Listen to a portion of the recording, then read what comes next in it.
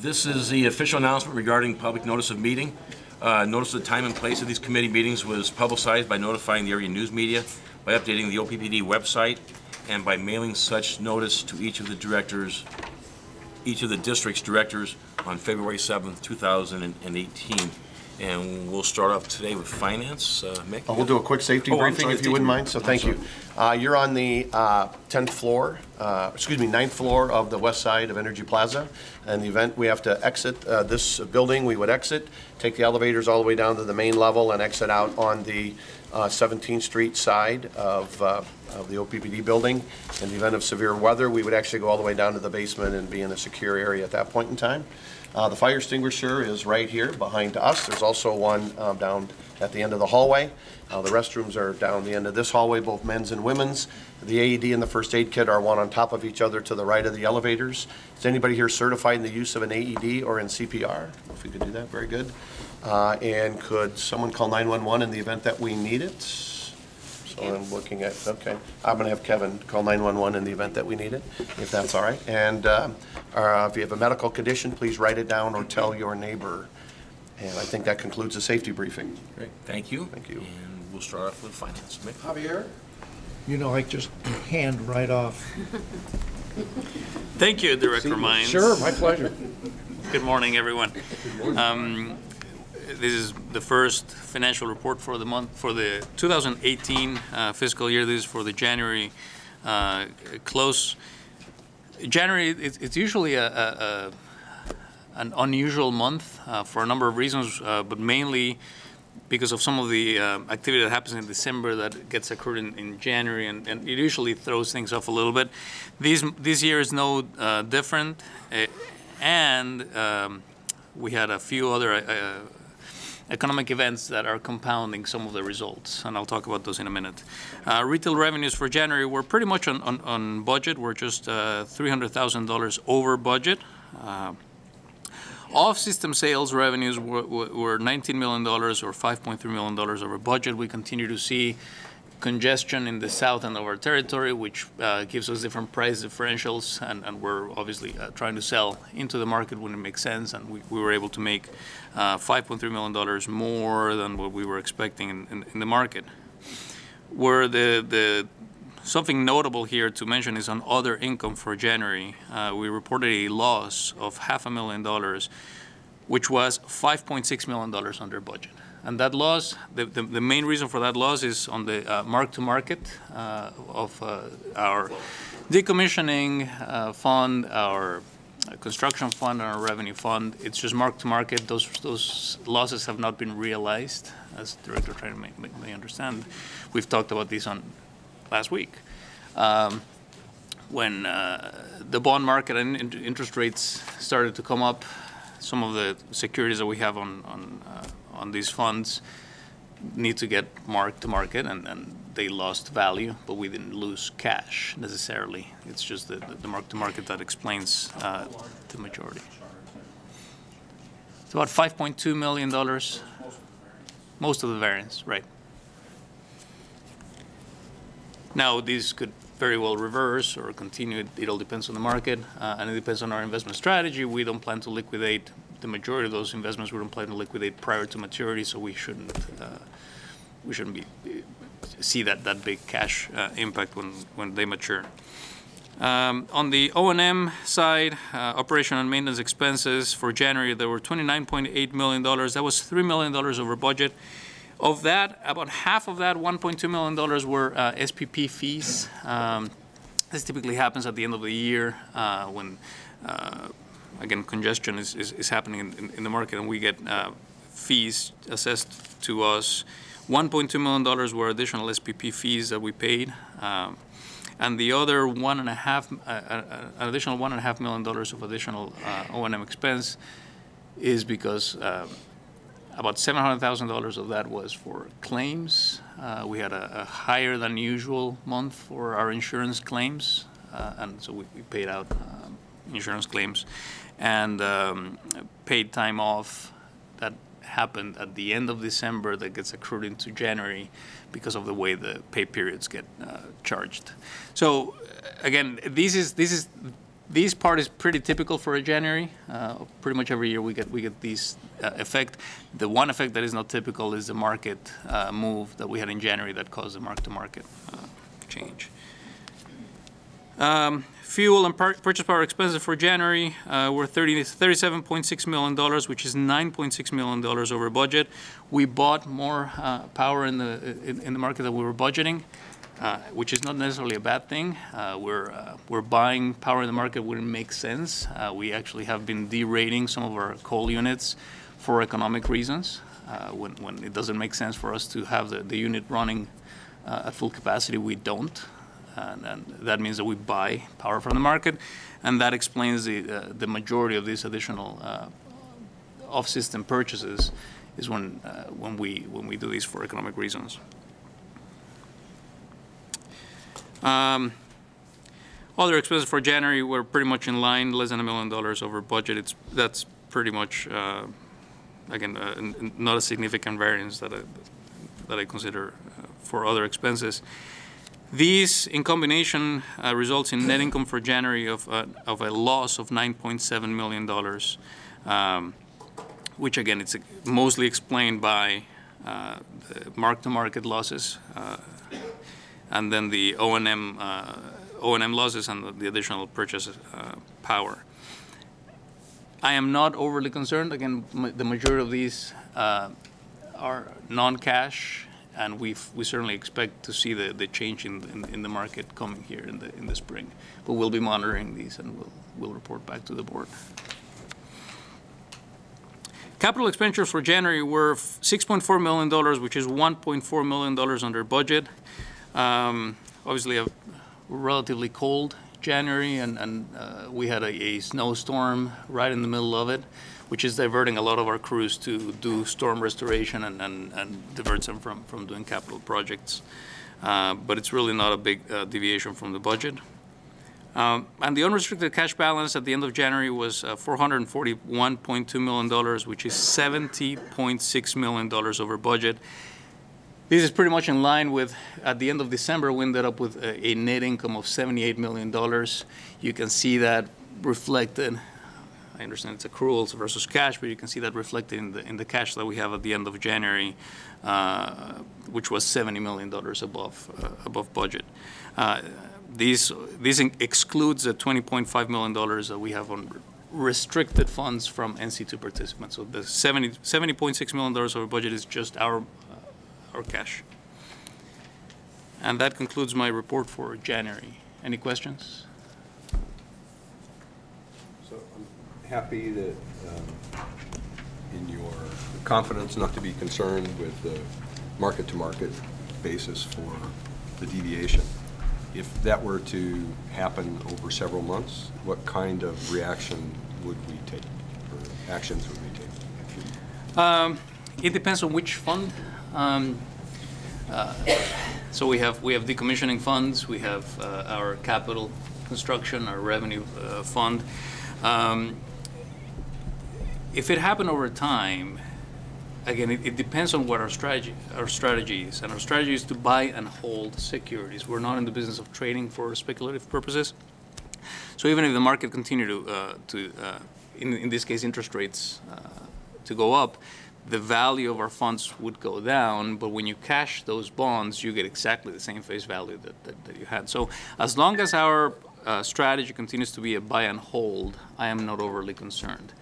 Now the concern comes, and I'm not dismissing this, the concern comes on a separate set of funds that we have, which are not reported in the income statement, and that's on pension and 401k and 457, right? Those, the way our employees manage those funds, those could realize losses or gains during the year. So that's one thing that we're paying close attention. Of course, the Dow, all the markets really experienced a lot of volatility in the past 10 days. We'll see how that continues to go through the year, and we'll be reporting back.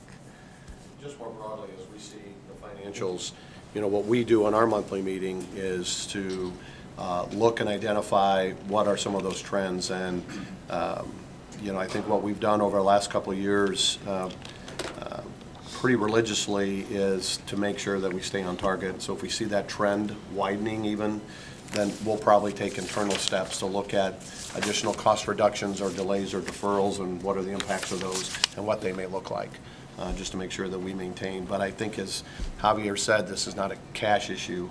This is probably a net income issue, but not a cash issue.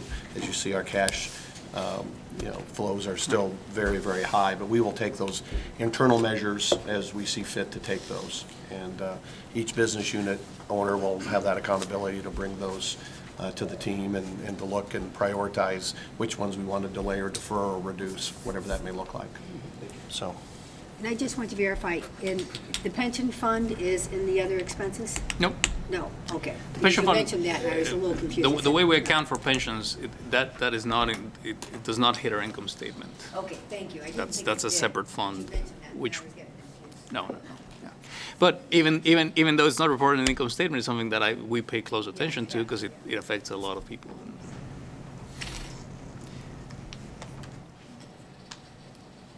Any other questions on the financials? Okay, so going into the next item is legal fees and expenses.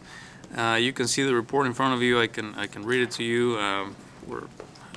For the fourth quarter of 2017, legal fees and expenses paid to General Counsel Fraser Stryker totaled $380,244.76. Legal fees paid to Special Counsel Coley Jensen totaled $10,577 for lease reviews. And legal fees and expenses paid to Special Counsel Kutak Rock. This is a bond counsel we used back in December to issue bonds, was $104,400. Director Moody asked me last month, or maybe a couple of months ago, to say, okay, that's great, but is this higher, lower? Give me some context. So to provide some context, quarter over quarter, it's a little bit hard to provide. The fourth quarter of 2017, total legal fees amounted to about $503,000. The same quarter of last year were $365,000. So it was more this quarter, but it was because of the bond activity we had. That's the unusual activity we had. Now, total fees for the fiscal year, which I think is probably more comparable, for 2017 was $468,000. For the year before, in 2016, was $1,755,000. So our legal fees for 2017 were significantly less, over $300,000 less than in fiscal year 16. So I don't know if this is useful. You're welcome. And just to let the board know, on the lease item with Fraser Stryker, or with Coley Jessen, because Fraser Stryker leases several floors from us, when we do that legal review on those contracts, we try to go out to a third party to do that. And obviously, just to make that clean, and obviously Fraser Stryker wants us to do that as well, to make sure that's clean in our review. So. Still too high. I just want the lawyer in the room to hear that. Still too high. Okay. Any more questions on legal fees? Okay, I believe that then the last item on the Finance Committee is the SE3 monitoring reports on access to credit markets.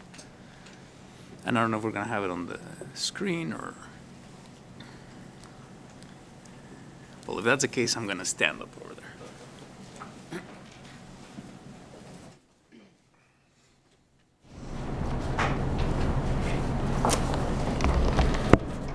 Okay. This report was distributed to the Finance Committee. The Finance Committee had a chance to review, and they approved it to come to the committee as a whole for your consideration. This is going to be up for vote on Thursday.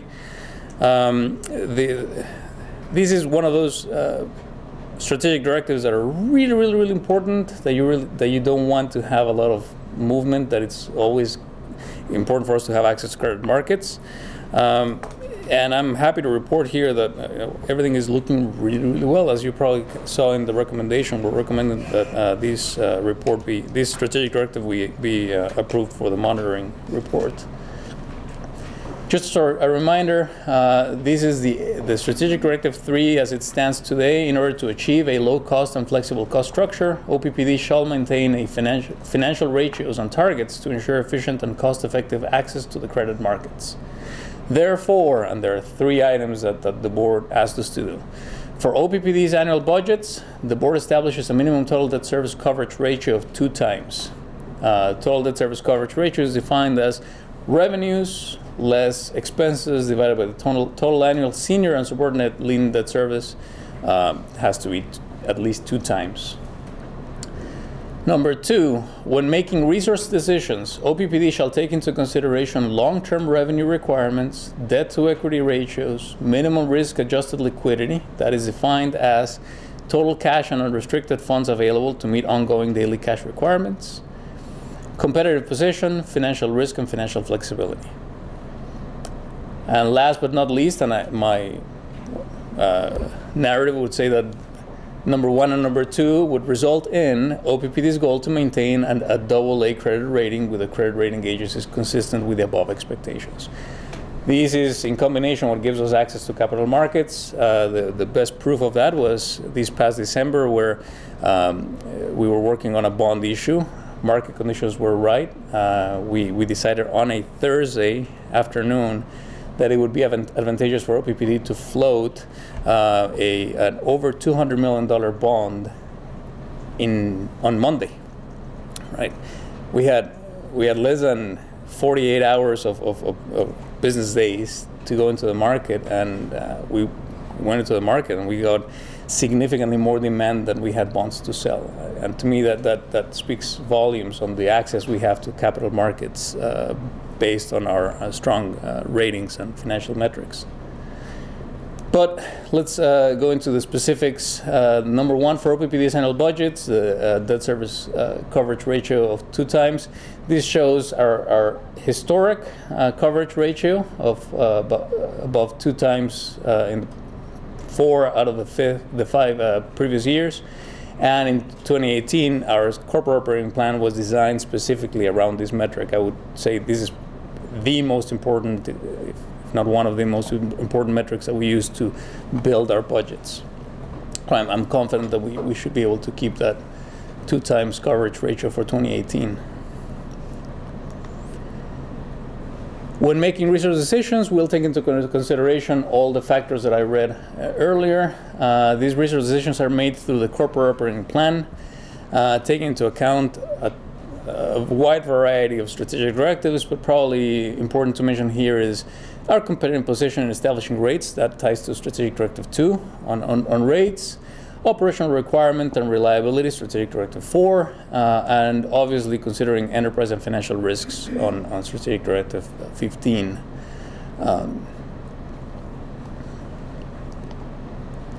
When I'm looking at these, there's obviously a trade-off. We're trying to balance financial stability while providing a service level to our customer owners that they continue to have reliable power, that outages are not too long, and that they can expect the safe and reliable power that we've always provided, while balancing operating expenses, capital funding, and competitive position. And this is where we need to do a really good job, and I think we are doing a good job at keeping our rates low, while at the same time not cutting too much on operating expenses or capital investments that would jeopardize our service level. And I think this is something that was presented in the corporate operating plan that provides that balance of no general rate increase with an adequate operating budget and an adequate capital funding to provide that service level to our customers.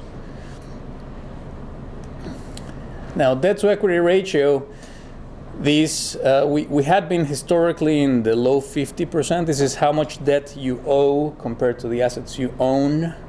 We were in the low 50%. That means that for every dollar of assets we owned, we owed 51 cents on that dollar. In 2016, due to the Fort Calhoun decommissioning decision, we did not issue more debt, but part of the assets we owned were no longer qualified as operating assets. The nuclear plant now is a regulatory asset and therefore was not included in the formula. That increased the ratio from 51% to 66%. And as we have continued to finance our capital program with cash, and we continue to add capital as we continue to replace our aging capital, that ratio has continued to go down from 66% to 64% in 2017. We expect this ratio to drop to 62% in 2018. So certainly a good trajectory. Yes? Do you have a target level for this ratio? Where you want it to be? In the low 50s, mid to low 50s. Where it used to be? Where we were before, right? And you were talking about a trajectory, So we're right on that trajectory. I expect these probably by 2022, 2023 for us to be back in the mid to low 50%. And this is really driven by rating agencies, and in order for us to continue to protect our AA rating, this is an element of that rating. And Javier, we're funding our decommissioning appropriately? Yes, sir. Yeah, we continue to fund our decommissioning. I forget what our decommissioning, what we're contributing to decommissioning. Is that an annual? Mary, you would know that. It is an annual contribution to the fund. Uh-huh. It's about $150 million this year. I'm remembering numbers, but it's right Yep. around in that range. Okay. That's not the expenses for decommissioning. That's just the amount that we're funding, And- taking the okay. expenses out of that. Right. The expenses are expected to be lower than what we're contributing. right. So while we continue to advance decommissioning work, we're actually contributing on a net basis. We're contributing more to that fund. So that fund continues to grow, which is exactly what the NRC needs to see. So we're contributing and advancing that work. Pursuing that just for a second, is there some kind of balloon payment at the end of decommission where we would have to suck up that bridge? A balloon payment? No, No. I don't believe so. No, not at all. I think I mean, our or intent. some big expense? No, I think our No. intent is to grow that fund to a point where we're in a position where we can truly move from safe store to decon and have that pre-funded before we do that. And so it wouldn't be funds that would pay out after that, but that amount would grow so that we could then decommission it. There'd be no other payments after that, so to speak, for decommissioning. Just make sure That's correct. yeah. Yes. Javier, these debt numbers don't include our unfunded liabilities and pension post-retirement benefits. No, they're not considered debt. So this is debt to equity But ratio. they are obligations. Right. Just not on the balance sheet yet. Correct. I wonder what that would do to how badly that would impact these numbers. It might be interesting just to I don't know, and really, so the reason we have this debt to equity ratio from a remember, this is our access to capital market I understand that. strategic directive, and what investors want to know is how leveraged you are, right? In the case of a unforeseen circumstance, and if we had to borrow money, do we have the equity to do that? And I think this is something that tells an investor, you know what, this is an organization that has that capability, and my debt is not at risk. If OPPD decides to issue more debt, we have that capability.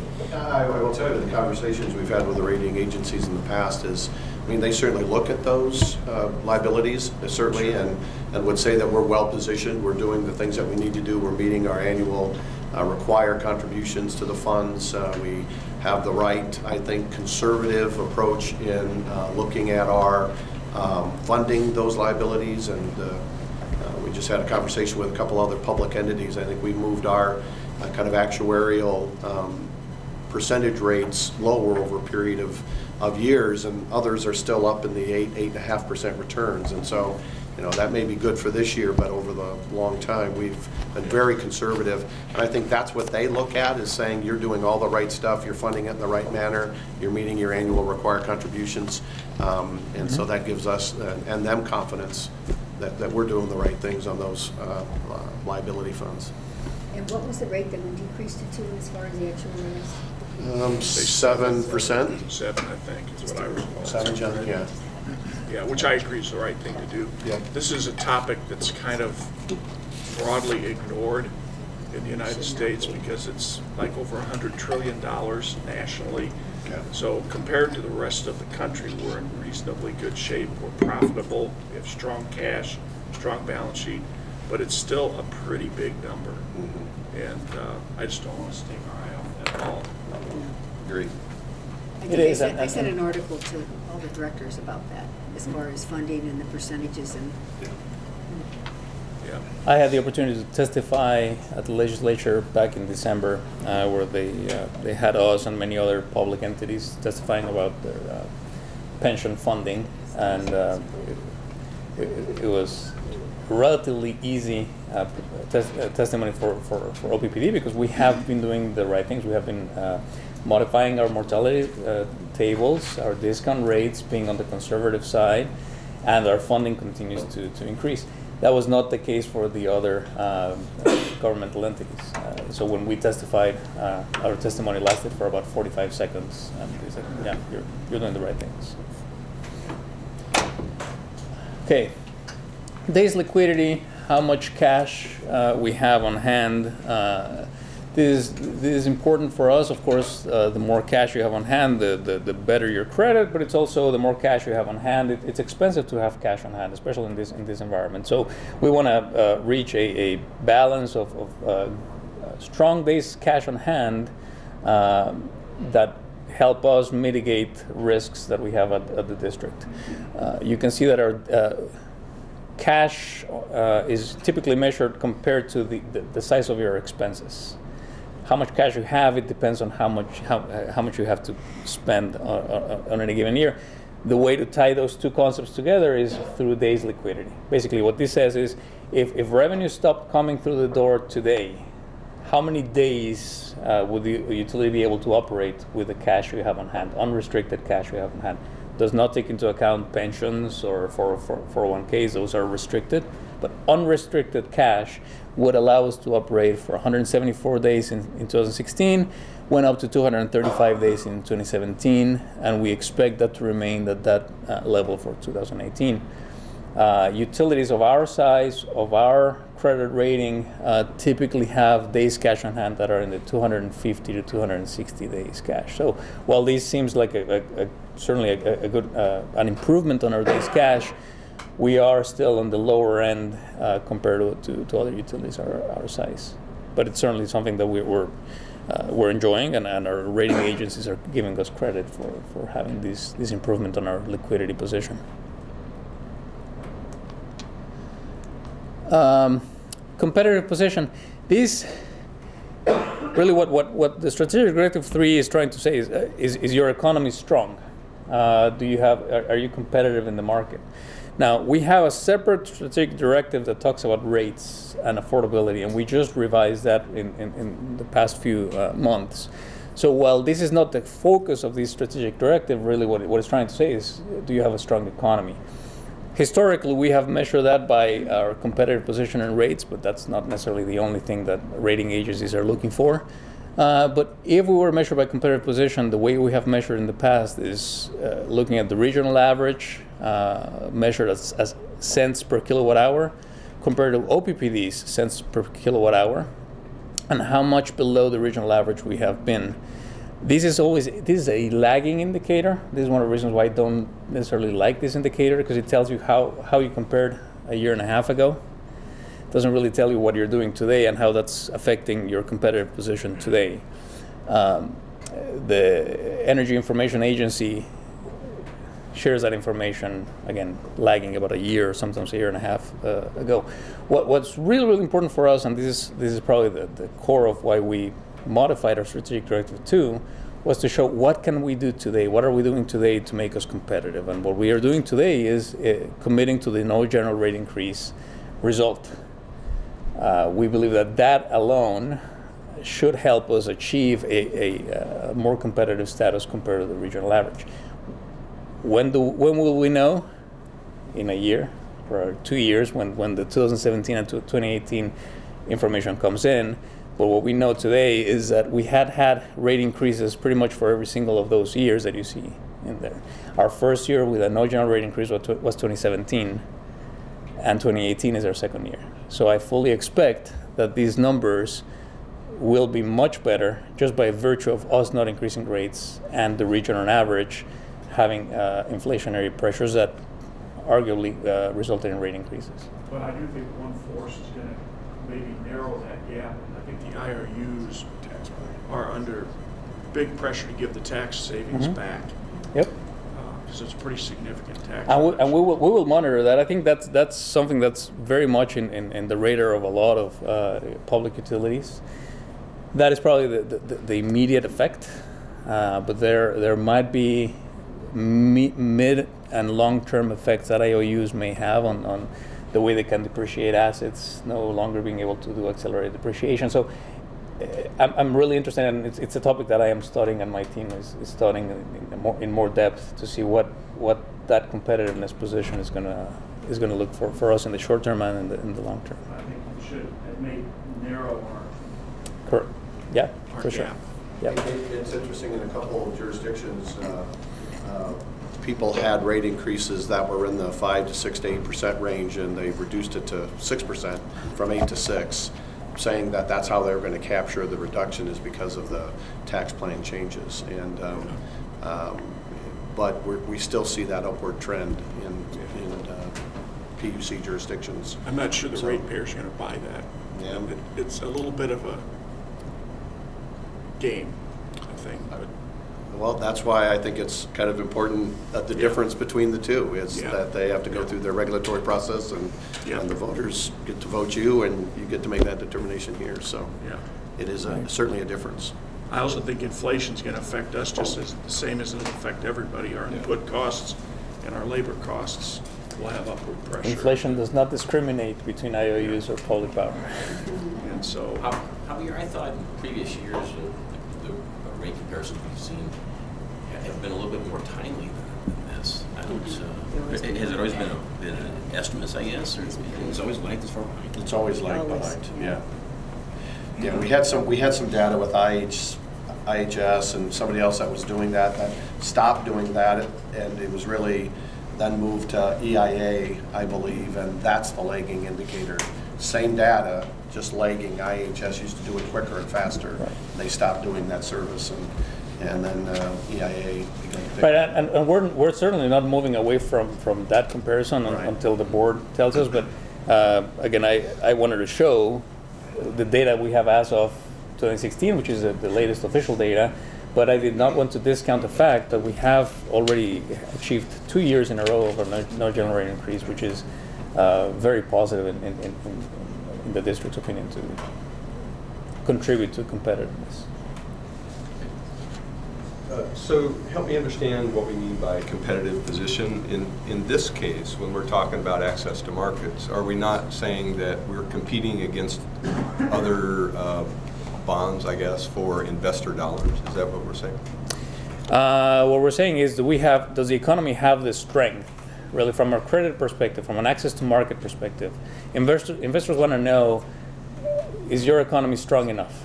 Are you at risk of having one large customer that may flee your territory because your rates are not low enough, or for other reasons, and you may be in a situation where you lose revenue, and the rest of your ratepayers may not be able to pick up that.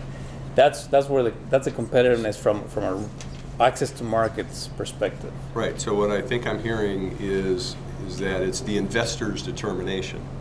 I mean, we're trying to show to them that we're competitive nationally. This is from their eyes, not from our customers. From our customers' perspective, that's Strategic Directive 2 would probably. So in this case, we're in a national market looking for people who want to invest with us. Is that correct? No, I think no. So I think what the rating agency does is to say, let's flip these charts around. If we were 10% above the regional average, and even above the national average, they would probably give us a downtick in that area of competitiveness that maybe would put pressure on that AA2 rating.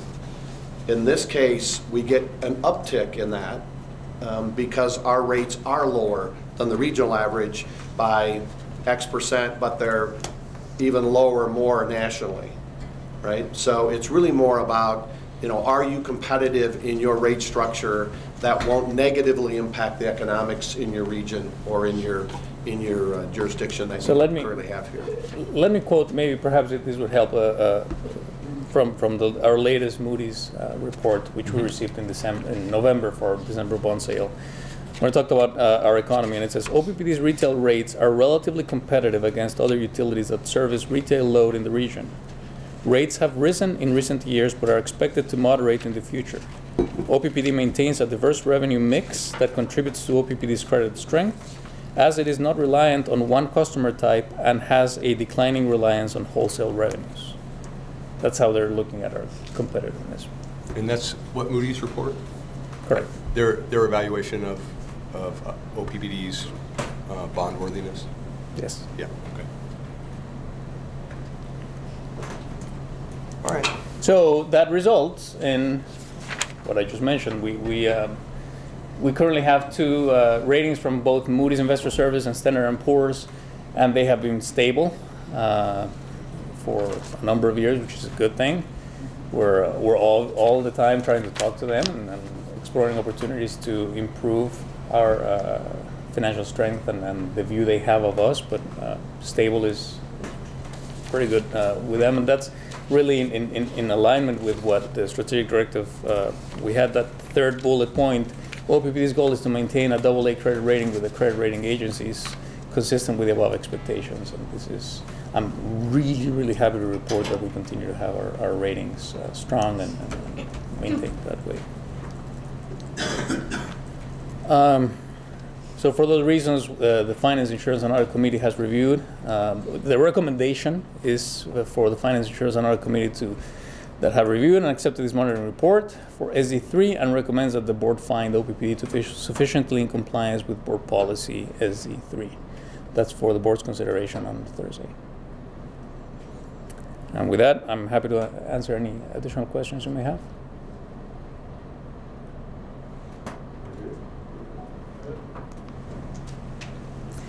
Okay. And then just as a matter of course, is there any desire for board members to invite discussion through committee to revise the SD3? We wouldn't have that discussion today, but we wanted to see if we're fine with this policy as it stands moving forward, or if there's any desire to revisit it in committee. If there is no desire, we will consider it good and we will move on.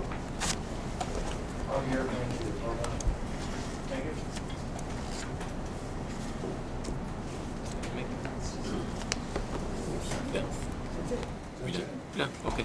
Ann has nuclear. Yeah, next we have nuclear. Mary Fisher. Mary, would you like to give the monthly report? Thank you, Director McGuire. I'll start with the decommissioning report. 3 things to talk about this month.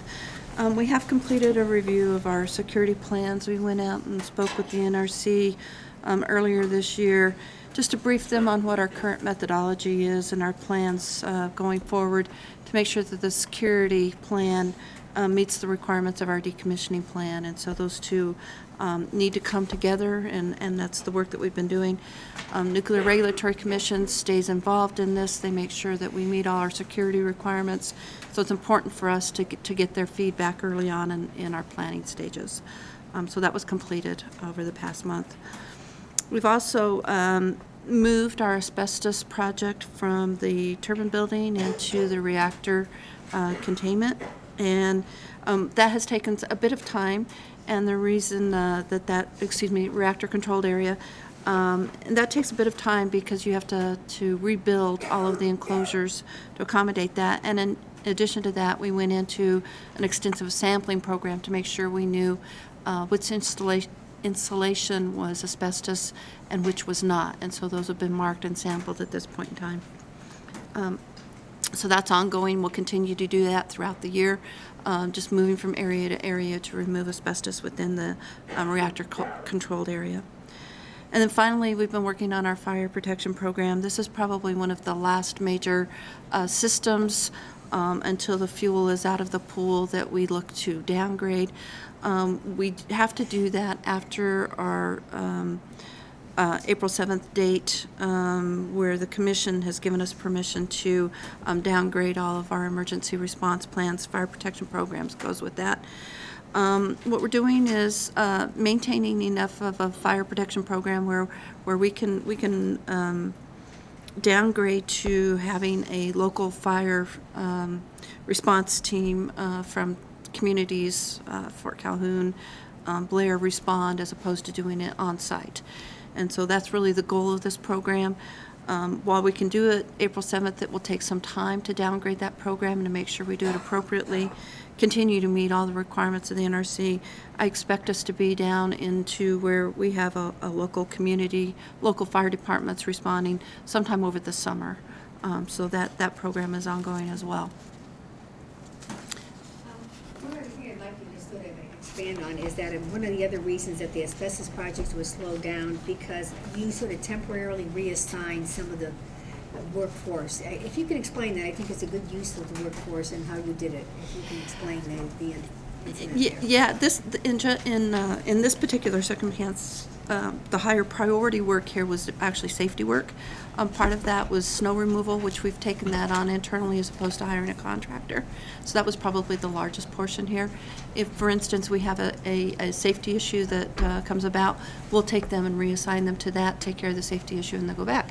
Safety issue could be anything from we have a door jam or door that isn't opening properly. We're getting security alarms associated with that. We'll go out and fix that. So any kind of safety thing, it could be very minor in nature, but we will reassign people to go and take care of those issues first and then go back to asbestos work. So I think it's just a good example of how we're utilizing that workforce there to the max, which is good. Mary, as you downgrade, does that affect security numbers? I mean, does that change the amount of security that we have to carry? I don't expect it to change substantially this year.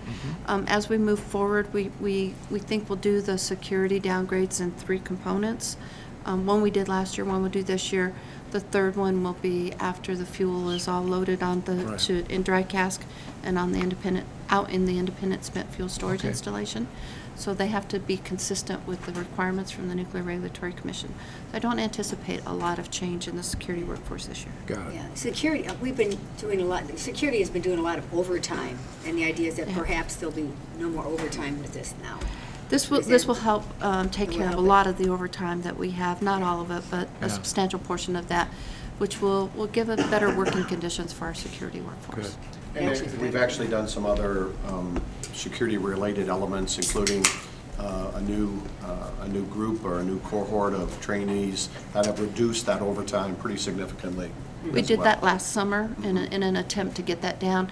This next step that we've talked to the NRC about will help again, and hopefully we'll get rid of the majority of the overtime that we currently still have. Which is good. Similar question, will the fire safety changes, will that result in employment change as well? As we Deployment? move to employment. Oh, employment. Let me just talk about employment. Maybe that will answer your question. We basically are very close to the numbers that we anticipate for the year. We've had a number of retirements and a number of attrition, as well as significant transfers into OPPD. Our current number is down around 363. I can look it up and get you the exact number, but it's right in the 360 range. Our target for this year is 349. Sometime in February, we are going to be talking to the workforce up there about our plans going forward, and really considering whether or not we need to have any changes in our employment up there. We can just let attrition take care of it, or whether we need to have another downsizing. But if we do, it'll be very small. Thank you. I think it's good to note some of these employers are going back to OPPD just in another position within OPPD. Quite a few, actually. If they find that, because they get the first option, right? Right. No, they don't get the first option, but they have to compete for the job. They have to compete for the job, They have to compete for the they're job. aware of it, yeah. Yes. That's all I have to report. Thank you. What percentage of the asbestos abatement is complete? I mean, are we nearing the end, or are we in the middle, or? No, I would say we're still very much at the front end of it. There's significant asbestos in that building given the age of the construction. But what we've tried to do is to go out and identify all of it. Sometime in the March timeframe, we hope to have it all identified and to have those specific numbers, at least for 2018, how much we plan to get at and how much we actually do remove. But there's a significant amount in the building, so I'd say we're very much at the beginning end of this. Sprayed all over the pipes and everything. Yes. And maybe just let the board know, we're moving, I think, in 2018 to do our, we committed over the last couple of years to do kind of a CEO town hall and a leadership town hall every month at Fort Calhoun, and we've been very religious on that. I've had to miss a couple of them over the couple of years, but this year we're moving to every other month, I believe, to do that. Mary and her team will still have her staff, and but we'll just spread that out a little bit. And I would say the reason we're doing that is because as we go to the town hall meetings, we're getting less and less questions. I think the employees up there are, I hate to use the word, but I think they're pretty happy with the work that they're doing right now. I think they're very settled in. They appreciate where we're going. We've tried to give them a 3-year projection on what the employment numbers look like up there. All of that, I think, has been well received. I think people are pretty stable, and I think at the end, generally happy with what they're doing and the work that they're doing up there. And beyond town halls, we have other mechanisms to Absolutely. communicate. Oh, yeah. On a frequent basis. Yes. Yeah, Tim Mueling, who now heads the site of Fort Calhoun on the decommissioning, very clearly does his work within the organization as well. So there's a variety of other vehicles. The senior team still does their roundtables and town halls across the district and brings that feedback back to the senior team and shares it with the respective VP in that area. So we'll continue those. Yeah, and I still monthly go to skip level meetings, so I talk with the management team on a monthly basis, individually, not one-on-one, but in smaller groups, so I get there. And then at least once or twice a month, walk around in the building just to kind of see the work that's going on. Sure. If there's no more, thank you, Mary. I do have Mary. the Nuclear Oversight Committee report Nuclear as well. oversight. Yeah, that's on the list. Okay. Go ahead. I know we're going to have someone take the nuclear oversight place. That's the other question, too. Yes, we're working on that. We just Okay. have not gotten there yet. But we will work on that, and our plan is to get there as soon as we can. Okay. I'll report on the nuclear oversight. The report that I got back had several things that I want to mention to the board today. We did have a safety issue at the plant. We had a person slip and fall on the ice. The observation that was made by the Nuclear Oversight Committee at the site said the leadership team has been observed to continuously be self-reflective of the issues and look ahead to see what else can be done to ensure good safety performance. So that was their report out after they had looked at the incident. Also, they're doing an internal audit. The audit is of security, emergency preparedness, fitness for duty, access authorization, and cybersecurity programs, so a very large audit. It began in January and it'll go through most of February, so we won't have a report on that until next month. And then last but not least, our Nuclear Oversight Committee is trying to do as much work with other utilities to gain the knowledge of what they're doing in terms of decommissioning, as well as like vendor acceptance programs. And so what we do is we cross-train by going and doing audits for their facilities, and then they will come and do audits at our facilities. So there's three of our personnel attended the Nuclear Procurement Issues Corporation annual meeting and training session during the week of 29th of January. And they are currently, we currently have a person out that is looking at the, sorry, I lost it here. We'll be going to VC Summer actually this week. They're doing that. So they're out there doing that. Last but not least, they're also developing a surveillance program to oversee the construction and the receipt of components for our dry fuel cask storage project, which we'll talk to you more about next month. That goes the whole thing of benchmarking. If you can talk a little bit how Tim Mueling and his team benchmark with other decommissioning sites as far as helping with that. We try to get operational information through a number of different entities, whether that be NEI or any of the other industries or industry committees that we belong to. We typically will reach out to other decommissioning entities on a monthly basis. NEI has a, I hate to say it, Dead Plant Society is what they call it. But they get together and they talk about different issues associated with that. We also have a number of phone calls within the NRC ranks to find out what's coming out in terms of other things that they may have seen out there or other regulatory issues that they see coming up. So we try to stay as much involved with the other decommissioning facilities as we can. That's really important. Thank you. And part of our relationship with Energy Solutions as well.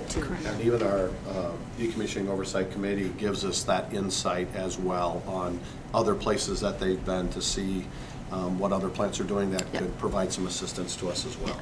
Great point. Thank you. That's it. I was just thinking we could talk to the over 500 for Energy Solutions once we're right here, if we could. There's an over 500 for Energy Solutions contract. If, you know, it's a good time to put it in, I think, if we can mention that. If you'd like to do that, we can. We do have a contract for Energy Solutions. Energy Solutions is our partner who is providing decommissioning advisory services to us. They come in and advise us to techniques and are really providing a lot of support for radioactive shipments that we're making in terms of the waste that we're trying to dispose of. They've come in with a number of ideas of how to proceed with that in a timely manner.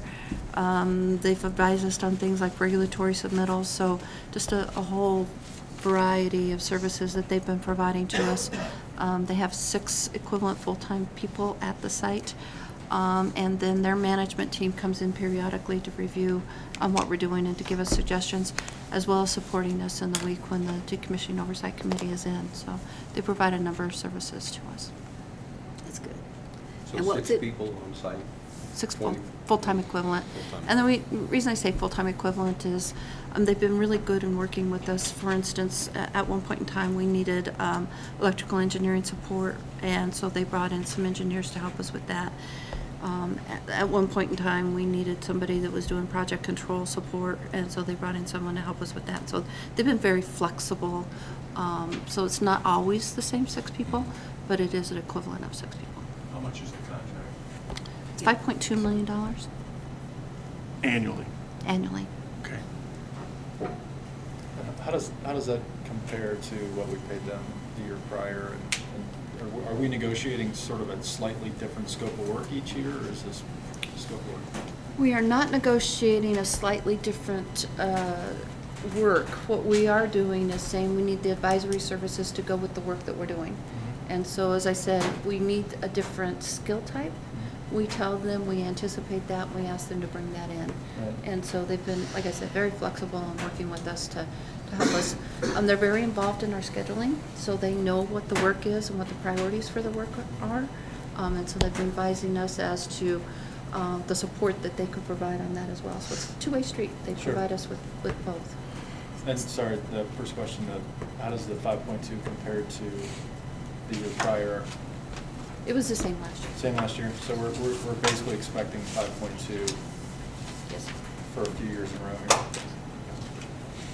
They utilize them very well. They're very happy too. The last meeting up there, I think everyone was really happy about how they work together. You know, OPPD employees talked about that and how well they appreciated Energy Solutions coming in there. But that's the rate we signed on it. We have a contract. It's a contract, right? Yes, right. We do have a contract. So that doesn't change. It's a contract.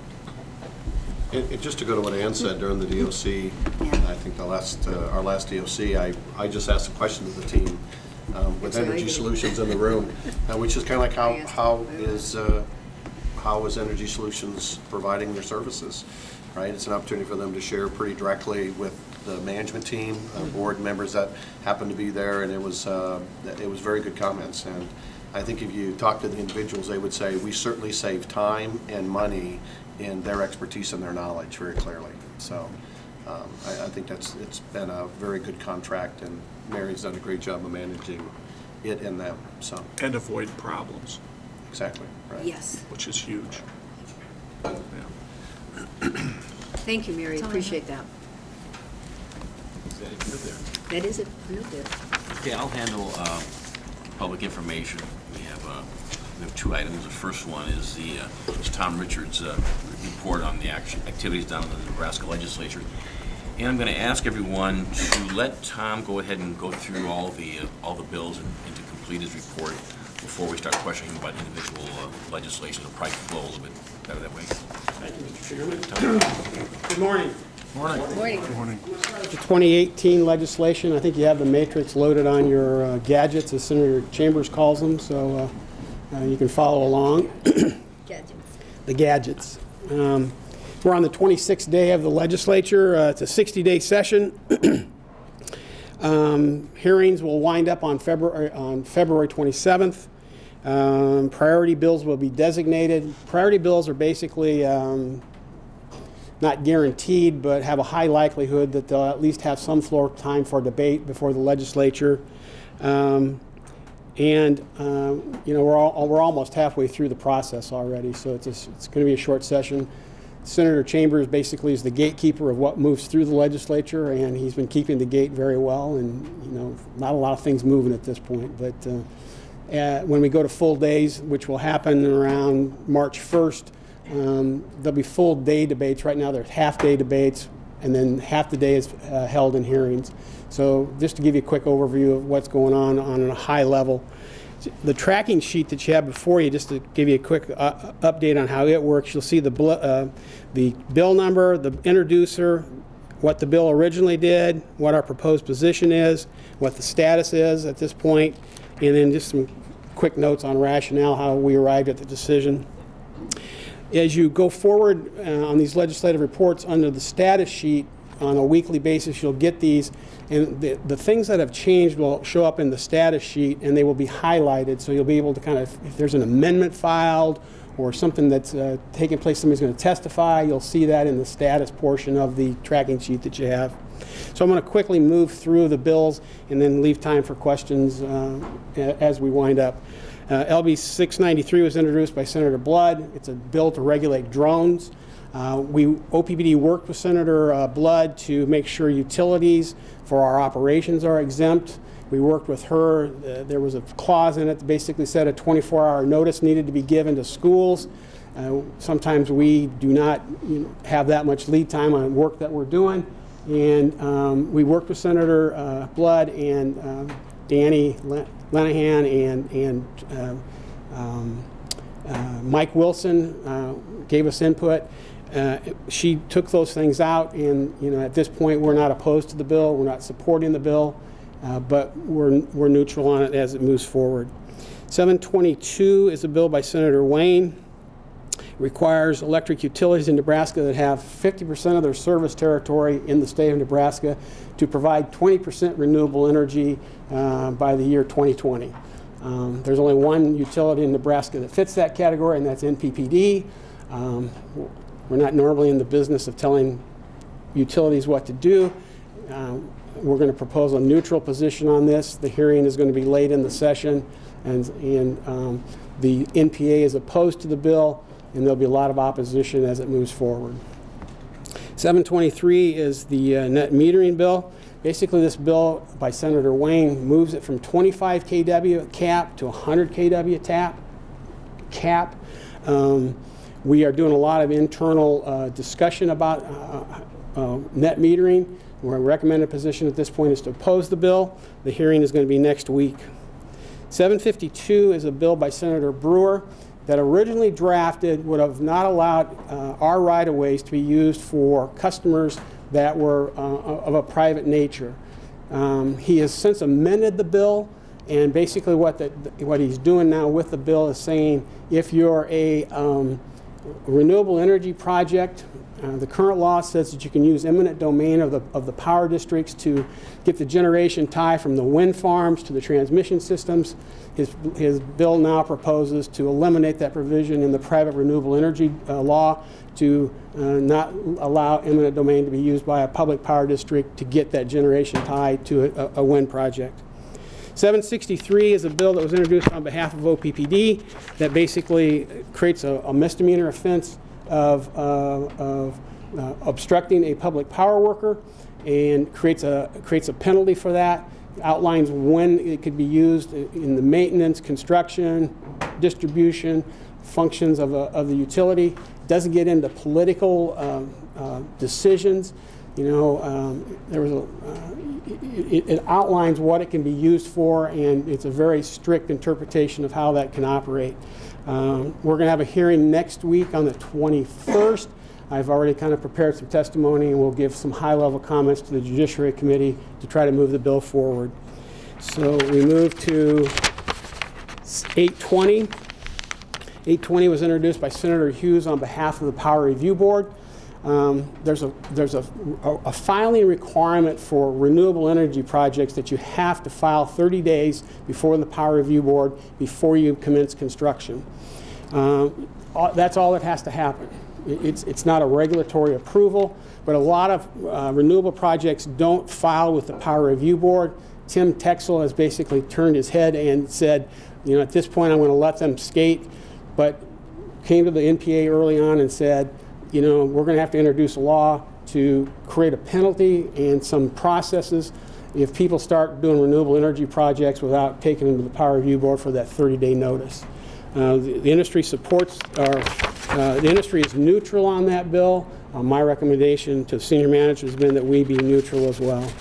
994 is by Senator Friesen. He's the chairman of the Telecommunications and Transportation Committee. Creates a study for rural broadband, creates one seat on it for a public power district. The public power district that will be represented will probably be the Rural Electric Association. I doubt if NPPD will have a rural representative. The NREA has been very involved in trying to bring broadband improvements to western and outstate Nebraska. 997 was a bill by Senator Morante that would have capped your administrative services at 5% of your budget, having personnel that fit the role of personnel, administrative personnel. It was a broad definition. We worked with Senator Morante to basically have it focus in on tax-paying entities, not rate-making or rate-paying entities. So he's offered an amendment to basically hone it down to strictly tax-paying entities. 1011 was a bill that was heard yesterday in the Telecommunications and Transportation Committee. There's a law that says on controlled highways you have to move over. If there's an emergency vehicle in one of the lanes, if you can move over on a controlled access road, you're supposed to move over, and there's a penalty attached to it if you don't do it, if they really want to enforce it. What 1011 does is on streets, on non-controlled roads, county roads, streets, it creates a requirement to move over, and if possible. Right now the bill doesn't have a penalty involved in it, but it's kind of a worker safety bill, and I wrote a letter of support on behalf of OPPD. It was entered into the record yesterday, and I'm not sure if this bill is going to move forward, but it was a non-controversial hearing. I'm going to take a quick drink of water here. 1030 is a bill introduced by Senator Friesen before the Revenue Committee. We've been working for the last 3 years to create a central licensing process for public power districts. OPPD and NPPD were the main sponsors of the bill. The smaller rural electric associations wanted to be involved in the bill as well. The smaller rurals are having a problem because in some of the counties where they're centrally licensing their cars, somebody is not getting their tax revenue. We worked, when we originally drafted this bill, I worked with the Nebraska County Association of County Officials, and they didn't have any concerns about it. It's a small amount of revenue that's being lost to some of the rural counties when they register the cars. What this is going to do now, if this bill is passed, is create a situs, meaning if you have the car in Johnson County and you register the car through central licensing in Douglas County, there's a VTR system that's going to be implemented by the Department of Motor Vehicles and be able to track where that revenue is supposed to go. That's not supposed to come into play until 2021. So we're watching the bill. The NPA supports the bill. I've recommended to senior management to be neutral on the bill because I'm not quite sure where this is going yet. So I want to have the flexibility if it starts to mess with our central licensing process to be able to make some comments about it. 1054, spent a fair amount of time week before last on 1054. 1054 was originally drafted, would have required a public hearing before the Power Review Board for projects, wind projects, and as it was originally drafted, utilities. It would have required a public hearing before the Power Review Board, and it would have given some weight to the testimony that the public was providing. He's since amended the bill at the recommendations of the Nebraska Power Association, but he amended the bill basically to eliminate wind from the renewable energy projects and put it back under the jurisdiction of the Public Power Review Board that would have to be approved for them, and it would have to meet the least cost option, doesn't duplicate facilities, and meets the public need and convenience. It's in committee right now, and it's we'll get back into the committee as we get a little bit further down the road. 1088, basically, we have a tax exemption on sales tax for our fuels. And basically what 1088 does is eliminates our tax exemption on fuels, and that's a significant amount of money for the utilities statewide and OPPD if that sales tax exemption gets repealed. Unlikely that's going to happen, but it's going to go to the Revenue Committee, and it's a bill introduced by Senator Wayne. And Tom, I just wanted to add, this is the one that we've talked before with the legislature, because if you tax the fuel and then you tax the product to the customer, you're really double taxing. So we don't think that's fair in that regard. So. And lastly, just to mention to you a bill from last year, LB 389. 389 is affectionately called the Small Cell Bill. It's introduced on behalf of, originally it was introduced on for Verizon. AT&T's gotten involved in it, and basically what it does, small cells are, for lack of a better word, they look like little small refrigerators that get put on poles, and it's a 5G network. We have some of them in the Omaha area, down around the Codge World Series. It's in times of high usage by cell phones. It's a way to boost the signal. We were originally neutral on the bill, but there's an amendment pending that really creates engineering, safety, cost, a variety of different issues for the utilities that we're working with the committee to make sure that they understand the safety and cost things that are going to occur for the utilities. So if that amendment gets adopted, I don't think it is, but I want to be in a position if it gets out of the committee that we oppose that amendment. So I wanted to give you a heads up to that factor as well. So that's a quick review, and there's a lot of other stuff going on, but I thought I'd open it up for questions. A couple questions. Okay. Kind of a high-level question to start with. First, thank you for including NPA positions on this as well. That's really helpful to understand where we sit in context of what others are. How frequently have we taken different positions from the NPA, historically speaking? Historically speaking, this year's probably been the most that we are not totally in line with the Nebraska Power Association. Okay. We're not way out of line, but 1054, the industry testified in neutral to the bill. We actually went in and testified in opposition to the bill. So I would say it's some. I would say we're probably the majority. We're aligned, but there are different utility issues that are evolving for us that aren't necessarily evolving for the other utilities. Yeah, perhaps. And if the industry changes quickly over the course of the next several years, I could foresee a situation where the frequency with which we're on a different page might increase. Maybe. I agree. Yeah. And, okay. I've been pretty straightforward with them. I was straightforward with Senator Brewer. We actually met with Senator Brewer at least twice, and I met with his staff at least 3 times, and just kind of outlined what OPPD's concerns were, and he appreciated the heads up, and he's a former Army commando colonel that you try to be straightforward with him and kind of give him a heads up what's coming so that he doesn't go commando.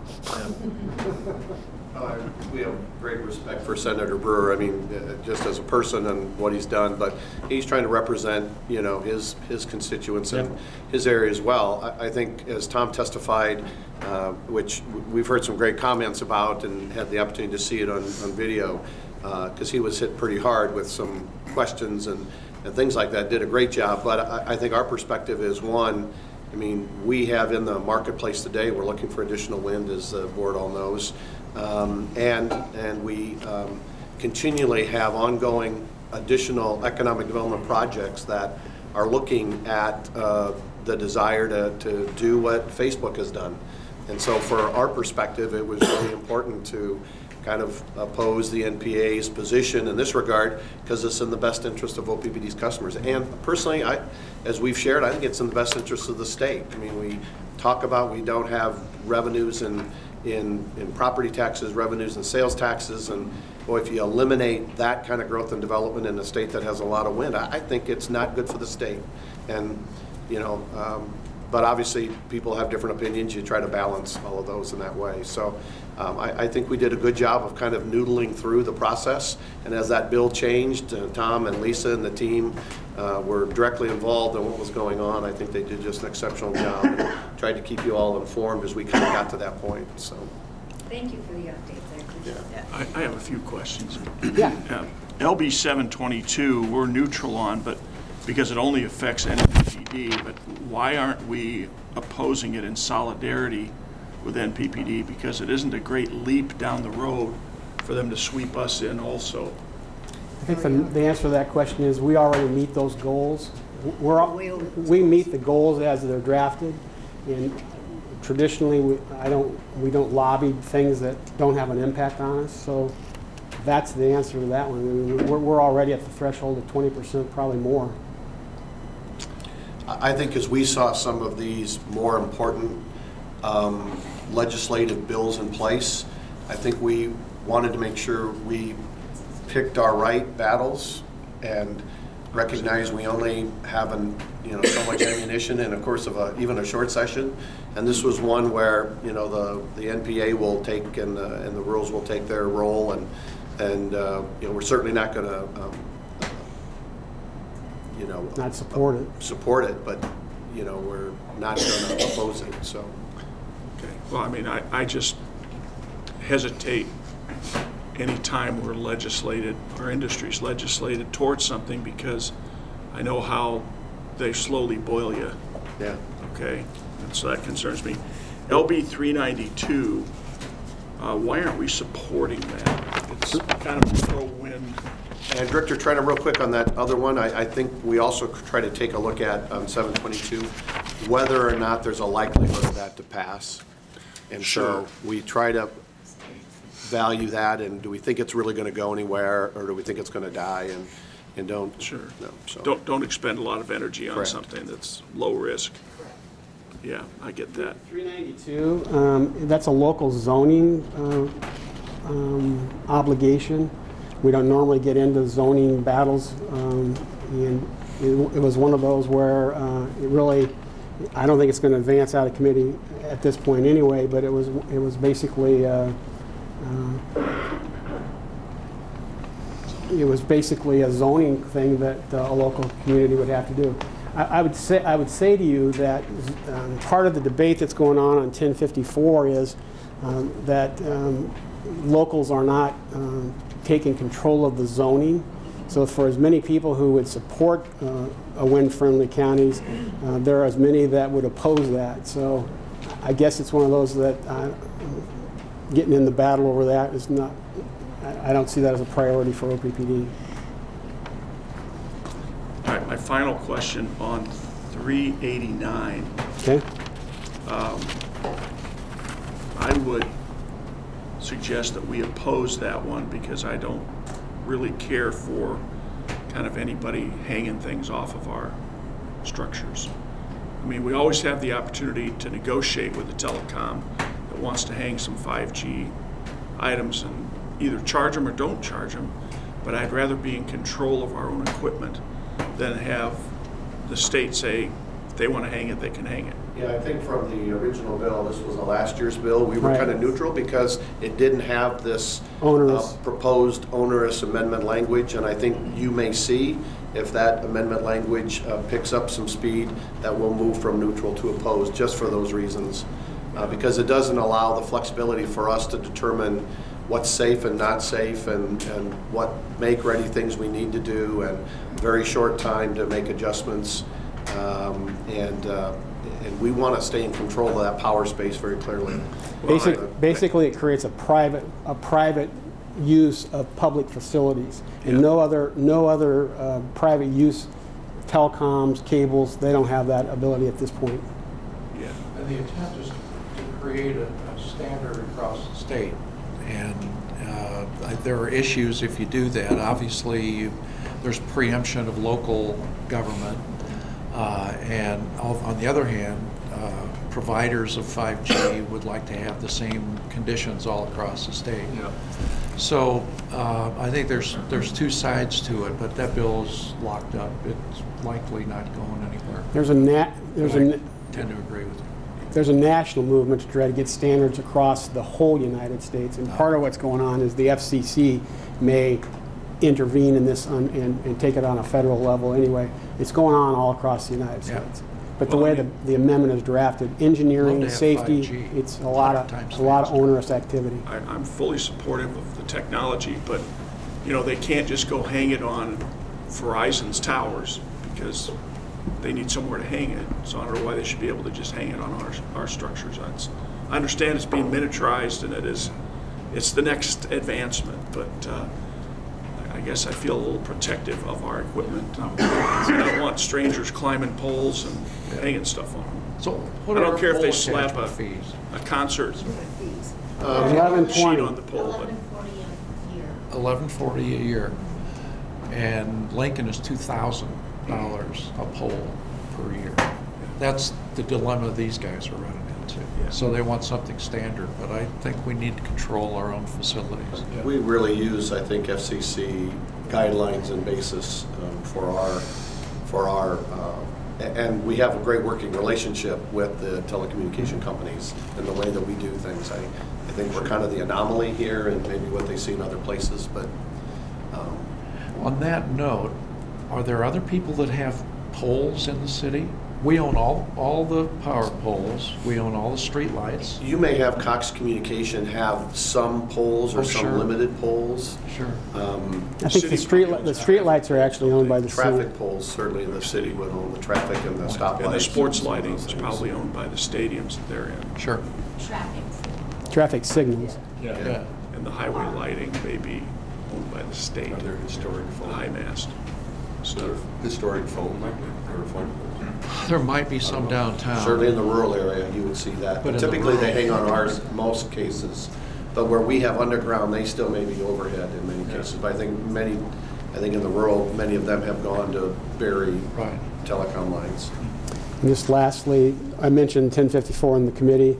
The bill right now doesn't have the votes, at least as of Friday, to advance out of committee. So I'm sure work will continue to go on to try to make that happen. It's Senator Brewer's priority bill, and basically it's locked up in committee. So we'll keep you posted as progress. And we are committed that we will, as things start moving, as we say overnight and so forth, we'll keep you posted. So I apologize for the constant updates, but I'd rather have you know what's going on. No, it's good. I've got two more questions. Okay. 723, so that's kind of a stripped-down version of net metering that we saw last From session. last year, yeah. And I think I heard you say there's a lot of internal discussion about net metering. Could you Yeah. expand on what you mean by that a little bit? So the team is trying to evaluate what the actual impacts are. The big concern is the revenue, the loss of revenue impact, and the additional cost. Because right now, we have to bear the cost of establishing the net metering so that we can measure the energy coming back into our grid and making sure that the interconnection is safe for our customers and for our workers. And so the team has been working to evaluate if that cap is changed from 25 kW to 100 kW, just what is the impact? Okay. And what is the cost shift then to the other customers that aren't on a net metering rate? Okay. For the grid. So when you think about the transmission and distribution costs, if you're a net metering customer and you're not, and we're collecting part of that through the retail rate, and then that's being offset, they're still using the grid and maybe not being charged what they should. Which I think if you remember how this bill, just to give you some history, and Tom helped me on this one, I know we got involved in this, is it was part of the, we opposed it for a while and then kind of got to the point and said it was 25 kW and it was 1% of retail sales or something like Capped, that. yeah. And so from an industry perspective, we kind of said, okay, that's probably okay. But from a perspective, the net metering is one that will shift cost very clearly, because if I'm trading 10 cents a kilowatt hour, we're billing them 10 cents and giving them 10-cent credit, so to speak. I'm giving them greater credit than just the energy component of their bill. I'm giving them a fixed piece, a pretty significant fixed piece reduction that they ought to be covering. And so the industry at the time felt that 1% was reasonable, it was small enough, it was an opportunity just to not fight it any longer, and to expand it, I think, would be just fundamentally the wrong thing to do, based on at least our practice of making sure that we try to make sure those costs are appropriately collected and charged in the manner in which they're used. So I would add, I think just adding to what John said, the risk is not the loss of revenues. The risk is our ability to recover for the fixed charges might not be adequate. Right. Those revenues right now are covering for some fixed charges and some variable charges, and I think that is the main risk.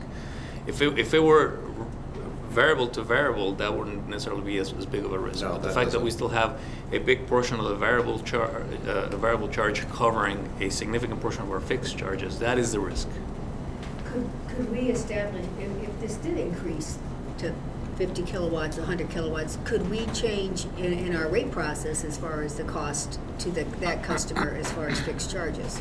Or would this bill prevent us from doing anything? No, it wouldn't prevent you from doing that. I think we have the flexibility to do that. I think it was just it's a relatively small pocket of customers that have this capability today, and it's kind of one of those things that we wouldn't do. But if it would change, then we would probably look at it maybe a little differently than we have historically.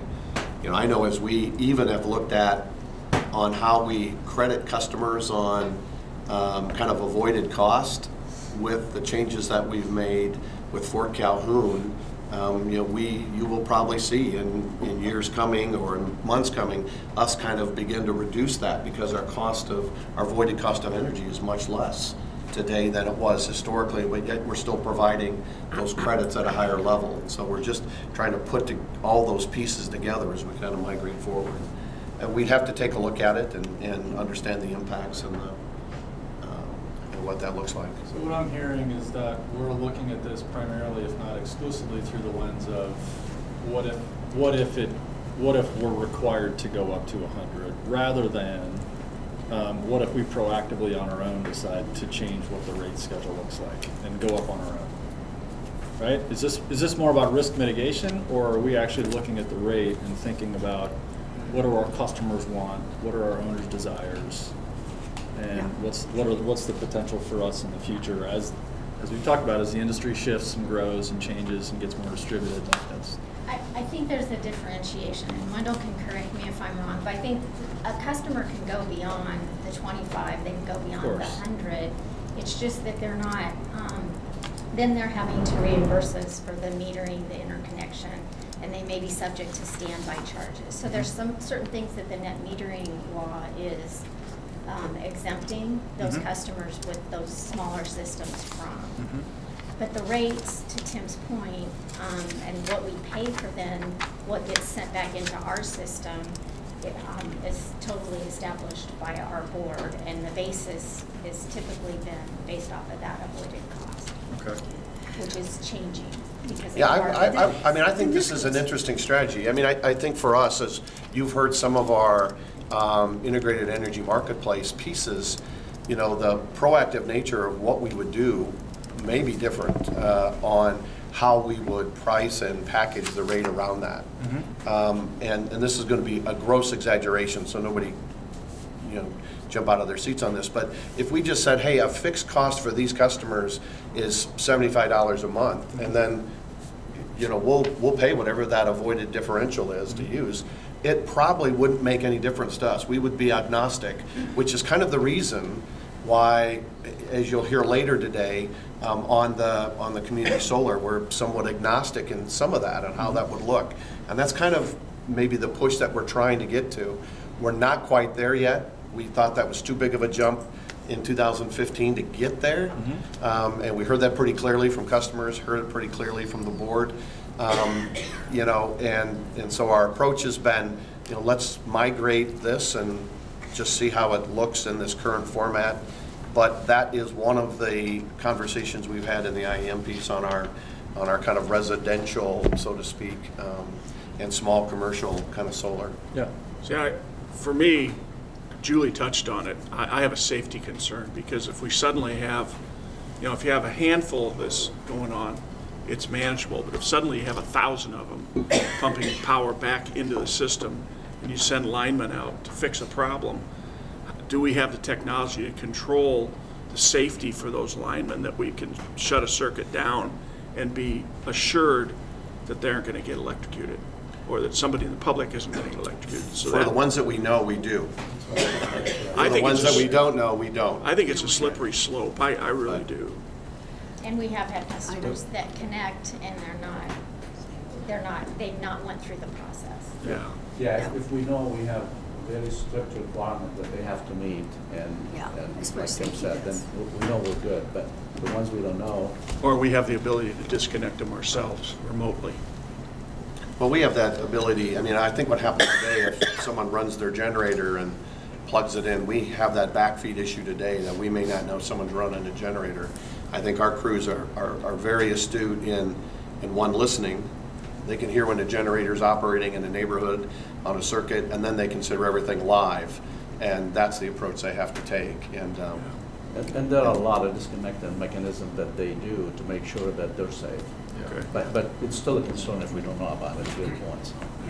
As it proliferates, I think the danger increases. So yeah, but I think it's good. I think we have to accept, going along with Craig, that more and more people are going to be interested in that metering, and I think we have to deal with this proactively and looking at our rate structure and doing that sooner rather than later. You know, and I'd prefer that we start looking at this rather than the legislature telling us exactly how we should be doing it. I appreciate that.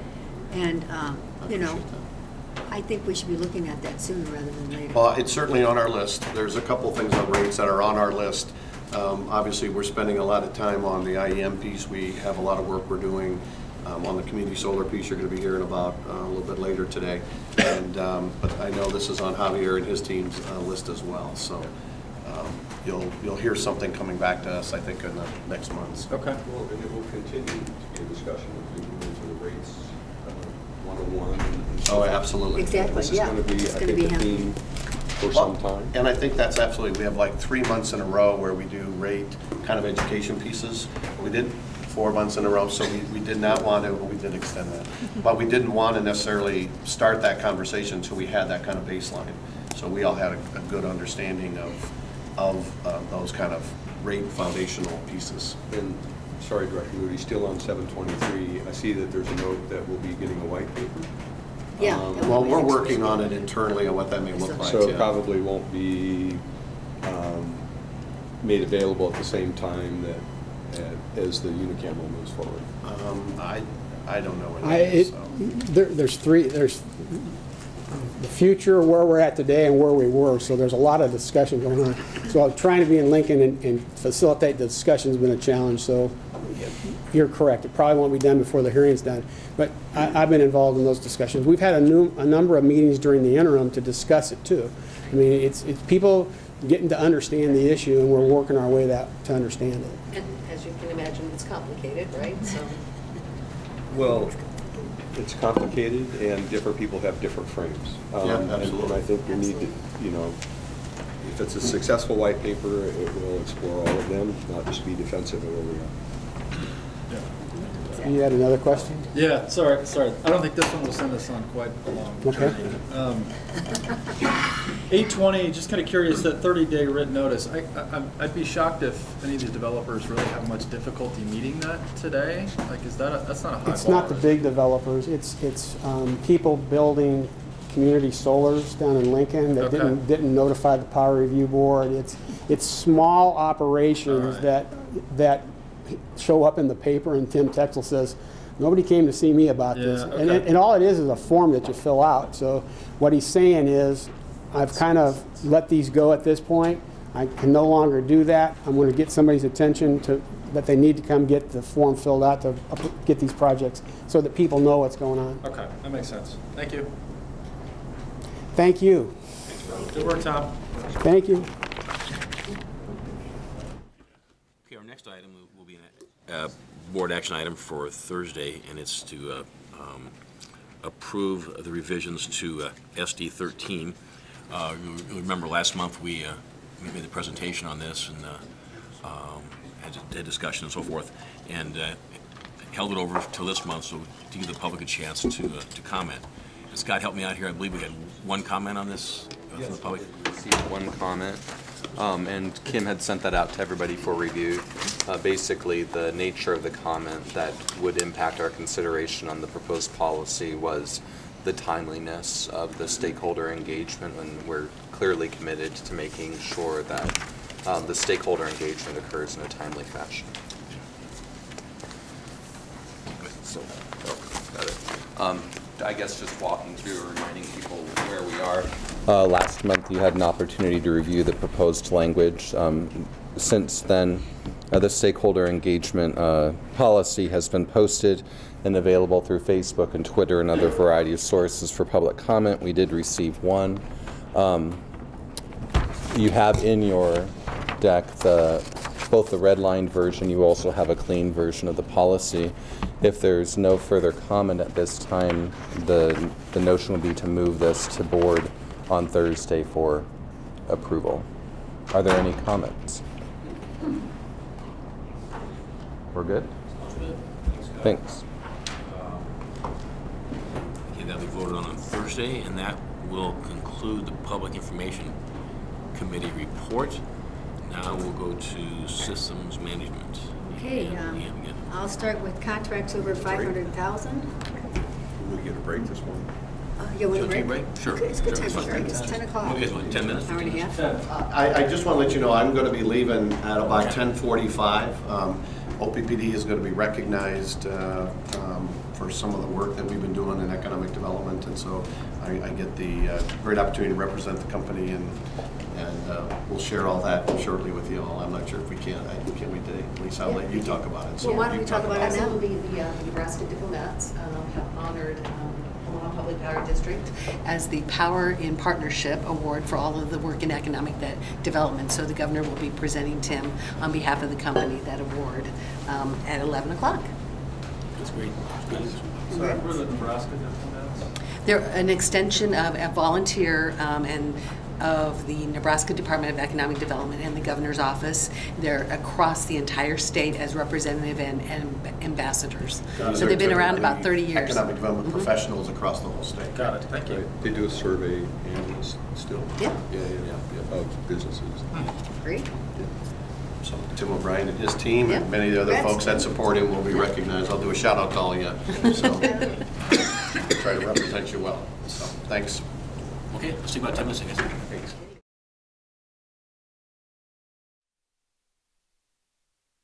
Contracts in excess of 500,000, and we're going to start with Mary Fisher again. With the nuclear regulatory. I'm sorry? Nuclear regulatory fees. I wanted to, this is the annual fees that we anticipate we'll pay to the Nuclear Regulatory Commission. I just wanted to give you a perspective. Last year, about this time, I was requesting $2.469 million, and this year we're requesting 1.388. So our fees are going down based on the number of submittals that we have going to the commission and the decommissioning status. So That's the anticipated value of the fees for 2018. And then Energy Solutions, you have, I think this is really great. This is why we have live TV. Mary got some text messages up from Fort Calhoun saying, no, we want to correct your statement on Energy Solutions, if you want to. This is correct. They reminded me that we do have escalation on this contract, which I think is what you were getting at, Director Moody. But because this contract is made up of two components, it's made up of a performance part of a contract as well as just a flat fee. Okay. We anticipated that it would be at $5.2 million. They corrected me and said, no, it's actually going to be $5.225, so about $25,000 more than what's recorded here. But there is an escalation on that, and next year it'll be different. So I wanted to correct that as we went through that. That's kind of the, I won't call worst case, but assuming they meet all their performance and then the base base pay. Right. And this year, as we negotiated our way through the performance part of that, we anticipated it would still be at 5.2, but it was actually a little bit higher. So look, one last question on that. I think Mick, you made a comment that we have an agreement with them, right? So do we have an agreement that covers, I don't know, 5 or 10 years, and then we just negotiate the price every year, or? It's a 5-year agreement with an escalation clause. Thank you.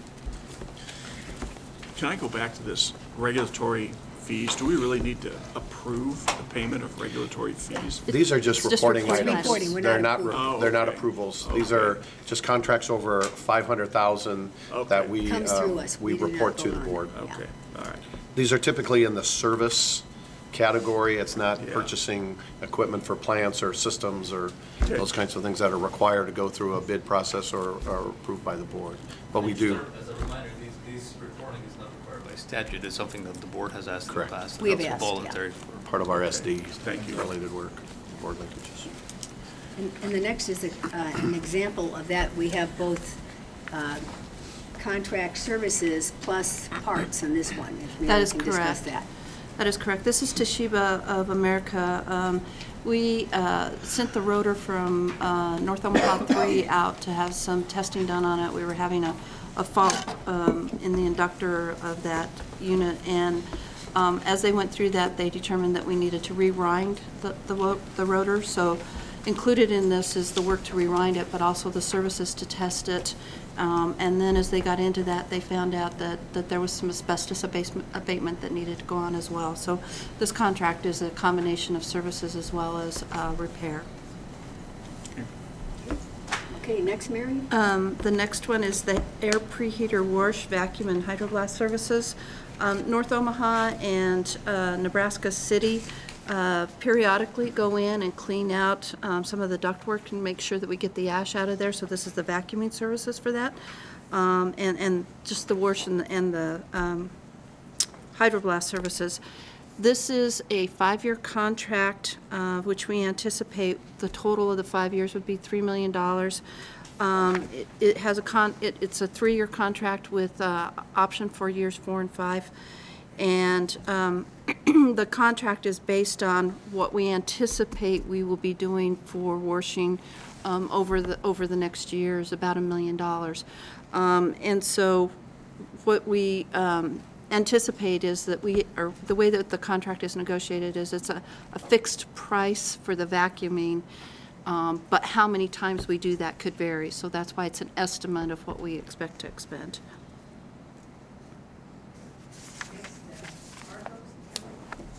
This is a chemical contract. It's again a 5-year contract. It's part of what our supply chain has been doing is to give us longer term contracts. This one we anticipate the annual value of the contract to be about $1.1 million. It's for 4 specific chemicals: aluminum chlorhydrate, which is a coagulant for our cooling tower makeup water, sodium hydroxide, which is used to produce just high quality demineralized water, sodium hypochlorite, which is basically bleach, is a biological corrosion and fouling inhibitor, and then sulfuric acid, which we treat the cooling tower to control pH. So again, this is a 5-year contract. How much we use on an annual basis is estimated to be about $1.1 million. Next, Mo Donnelly, you've got 2 as far as our trucks and cars. Yes. This is actually a part of a multi-year contract, but obviously because of the magnitude of the amount we report to the board. So the first one is for the purchase of medium-duty chassis, basically trucks, and an amount of $1,029,240. We have about 11 of them that we will receive sometime in April or May.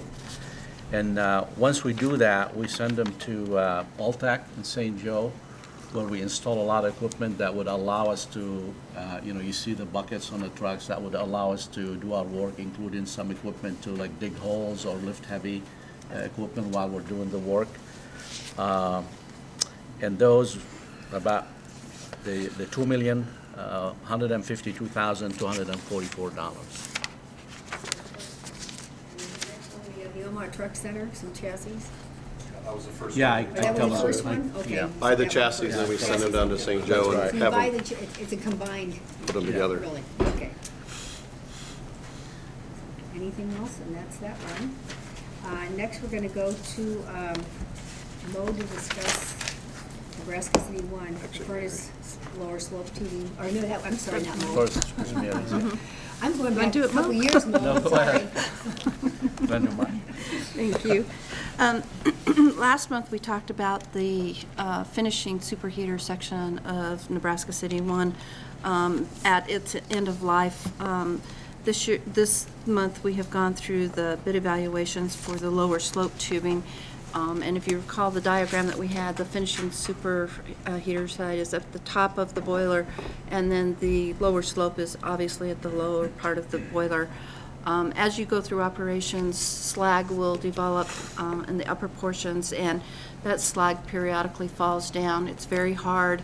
When it hits, it impinges on the piping down below, or the boiler tubes down below, and will impinge on those and create damage. Over the course of the life, this is the original lower slope. It's been in there since 1979.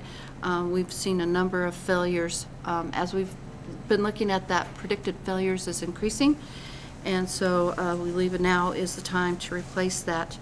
Now, the thing that we are looking at is that we're going to put in just thicker wall tubing in order to give us a little bit more dense tubing to help protect it a bit from the slag falling going forward. So this is a request for you to approve. So this is actually a board item, $1,040,000 for the supply for the material to replace the furnace lower slope turbine and the NC1 boiler. Can I ask, Foster Wheeler bid this at $905,000 or $906,000. Why did we not select them? They did. Again, Foster Wheeler, similar to last month, they are sourcing this in China, and we had concerns about not only going over there and doing the quality control as they were doing it, but also the transportation back and getting through customs.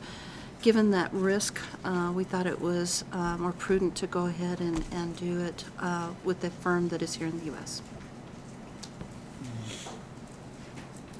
The tightness of the schedule is pretty important on these outages here.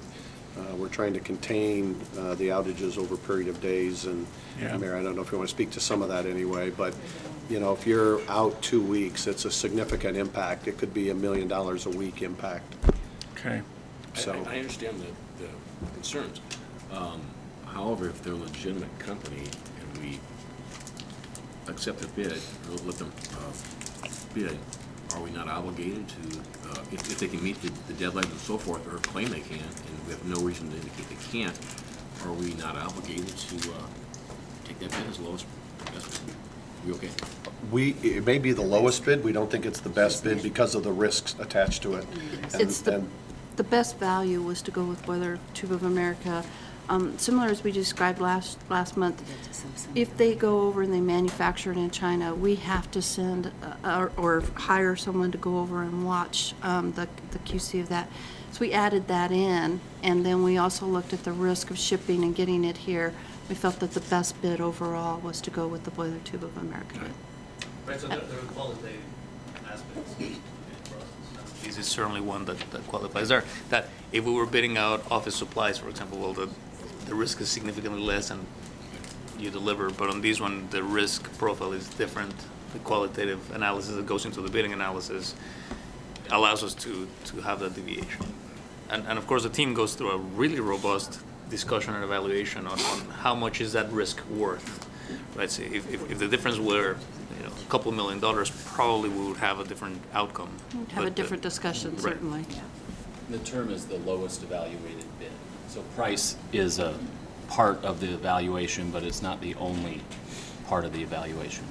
The additional cost of hiring someone to oversee the process. And you can also look at factors like the risk of delays and what costs those would cause you. Yeah. Just the nature of the environment today across the world puts some risk on that. May not be significant in some cases for us. In this case, have that plan up and ready and have it available for summer is pretty important for us. Okay. Exactly. Now, we could use a performance bond or require a performance bond to cover some of the risk of delays or late shipment or. But then that adds into the cost as well as the quality assurance adds into the cost. I would assume the cost of that would be borne by the vendor. We could try to negotiate that. Yeah. They don't rehire. So. None of their costs would raise. All right, I just want to understand. Good challenge. Nope. Appreciate that. It's a good question. I appreciate the question. What happens to what we take out? What happens to what we take out? I assume we scrap it, but I don't know that. Jeff, do you know that? I think it'd probably just be scrap. Get scrap value. So there's somebody comes in and bids on that, or Supply chain. Our supply chain. oh, okay. We have an investment recovery team that deals with all these, and they evaluate the condition of the material, the market appetite for these, and if there's value, we'll sell that out.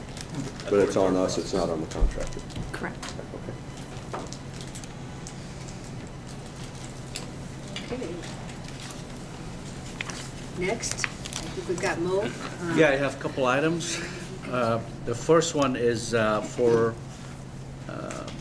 rebuilding and relocating some transmission lines, and this is basically for the construction labor, not necessarily any parts. We've had 3 proposals, and the best bid came from Watts Electric Company. They were the lowest and the best bid, in the amount of $852,808.58 or 56 cents. We've had 4 locations where we needed to relocate some towers, some transmission line. One of them was Boys Town relocation, and with an amount of $35,000. Then we're doing a couple relocation for the city of Omaha also. And the last one would be rebuilding 69 kV transmission line that's part of a SPP project. So we will be reimbursed for all 3 except that 69 kV, that's OPPD line. It's about 1.4 miles. Does this require us to get into easements or anything from landowners? No, this is, we'll build it on the existing easement that we have, so just an older line that we need to rebuild, yeah. Well, this bid of $3.3 million from Maslanka Power Line Services, did we, in evaluating that, understand how they blew it by over $2 million? Yeah, they did blow it. And actually, our engineer's estimate was about $1.1 million, and a couple of them came, less than 900. I think Watts Electric Company was very aggressive in their bidding, and that's really not unique.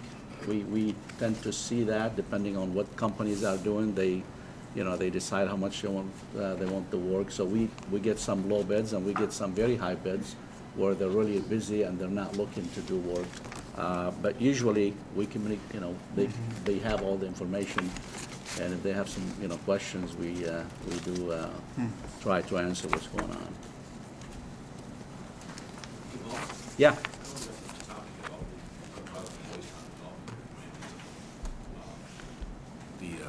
Development's underway now and such road widening and so forth. There are no streetlights from Dodge to Pacific, and I might even go past Pacific even further south on 144th Street. Do we know, is that going to be indefinite during this process, or I hate to put you on the spot? Is that something maybe? Right. No, that's okay. But it's very dark at night, and it's a struggle for people, and Yeah, and the question if we're gonna have streetlights. Yeah, well, I'm sure there will be. eventually, It's just a I question would- of if, how long it's going to be. Is it going to be temporary lighting put up? Is it, the road's already been widened. So typically, we would get that request from the city to Right. put up temporary lighting, and then our teams would go ahead and put up that temporary lighting in that construction. Yeah, and sometimes we're waiting for others, so it's not necessarily OPPD. Okay. Just a lot of coordination there, but I don't have the specifics, but we can certainly look into it. Yeah, director's update. Yeah. Thank you. I noticed there's still poles on the ground on 132nd Pacific. Pacific, yeah, there still is. Southbound on 132nd. Right, just, Poles and arms. just south of Pacific.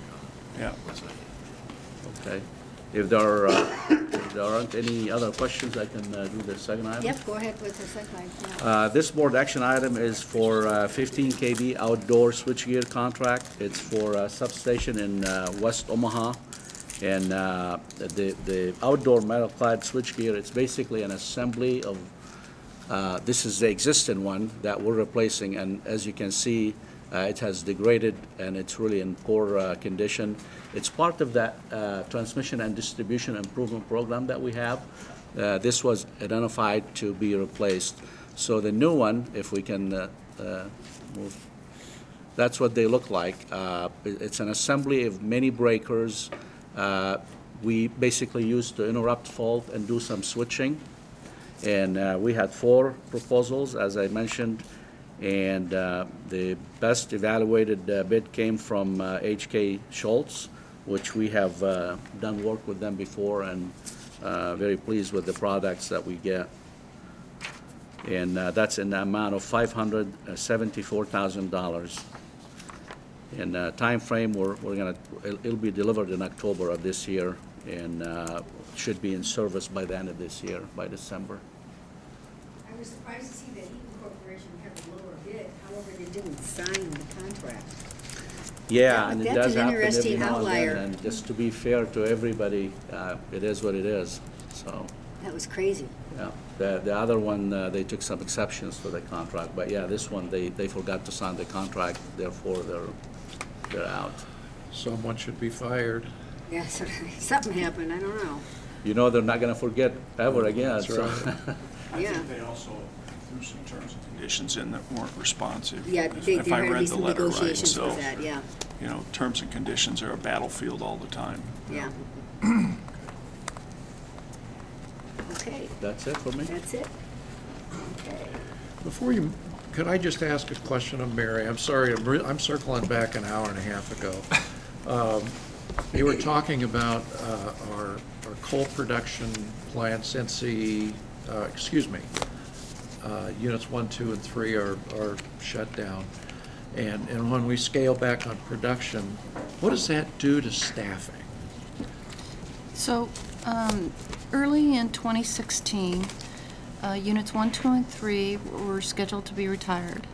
As we went through the decision on Fort Calhoun, we decided to reutilize those because they were the cheapest capacity on Sure. the system that we could get. And we are utilizing them on gas, not on coal, for capacity purposes only. And so at the time, early in 2016, the staffing was reduced down. There were about 23 employees that were redeployed to other areas, or some retired, and so those 23, I believe, is the number. 23 employees Okay. were reallocated into the system. So But it in was the summer, reduced. As we escalate, does that mean more staff, or do we handle And the it is a struggle, I will say, Okay. that we're having particularly at North Omaha 3. What we're trying to do is to ensure that we get training at Fort Calhoun operations staff so that over the summer they can come help with that peak loading. And so that's the plan for this summer. Now, I will say that they have to get qualified to do that. Sure. And so we're trying to get that done before the summer peak would come, to just supplement that staff and to kind of give that operations staff that Great. went through last summer working a lot of overtime, try to give them a break. Thank you. Thank you. They're shuffling. Okay, next we have Next we have, presentations. oh, Presentations. We do governance first. We're going to do governance first? Yeah. We'll do Okay. that first. Okay, Director Gay can't be here today. Ann, did you want to take it? Then I'll go ahead and take the standing committee. Well, I think the only thing I have to do for that is the closed session, right? No. Oh, we have SD1. Well, we also have What do you want to do? standing committees. Yeah, I thought you were going to do standing Yes, committees, yeah. okay, that's fine. The first item is, it'd be an action item for Thursday. It's the standing committee assignments, including the chairs. You see the attachment. Everyone's already aware, I believe, of what committees are on and such. It's a little bit awkward in that we have an overlap after the board elections before the committee assignments obviously take effect. But they will, in fact, take effect, I suppose, upon conclusion of Thursday. Right. Yes. So anyway, see the attachments, and anyone has any comments, fine. If not, we'll have to vote on it as a formality, I guess, on Thursday. Okay. Good. Okay. Okay. And next we have SD1, and I believe, Scott, are you going to give that presentation for us for Strategic Foundation Monitoring Report? So this is our monitoring report for SD Strategic Foundation. It was presented via email to the Governance Committee and blessed to move forward really with their recommendation for board approval.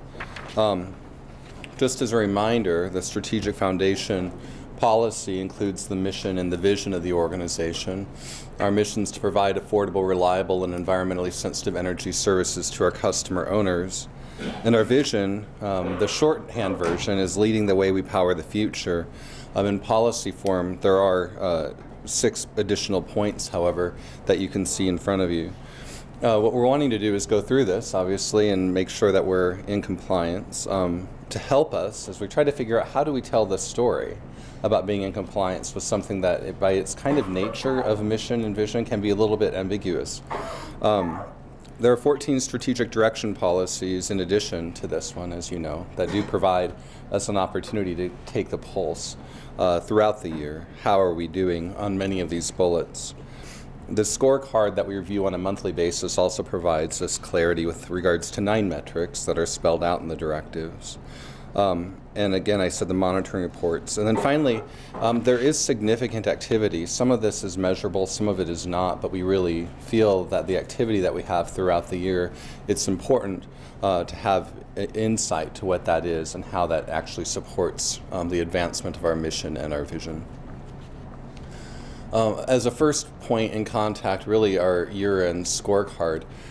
What you see is, because of the directives, we have these measures here, and what you can see is that with regards to green, we have 6 green where we've achieved the metrics as we stated them. Now what these are is we determine goals for ourselves that are going to align with the long-term strategic direction, and we present them to the organization in the form of a scorecard.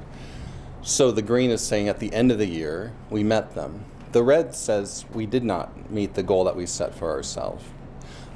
It's interesting, with regards to safety, you had a report last month from Kevin McCormick highlighting where we were with that, and so you understand that quite well.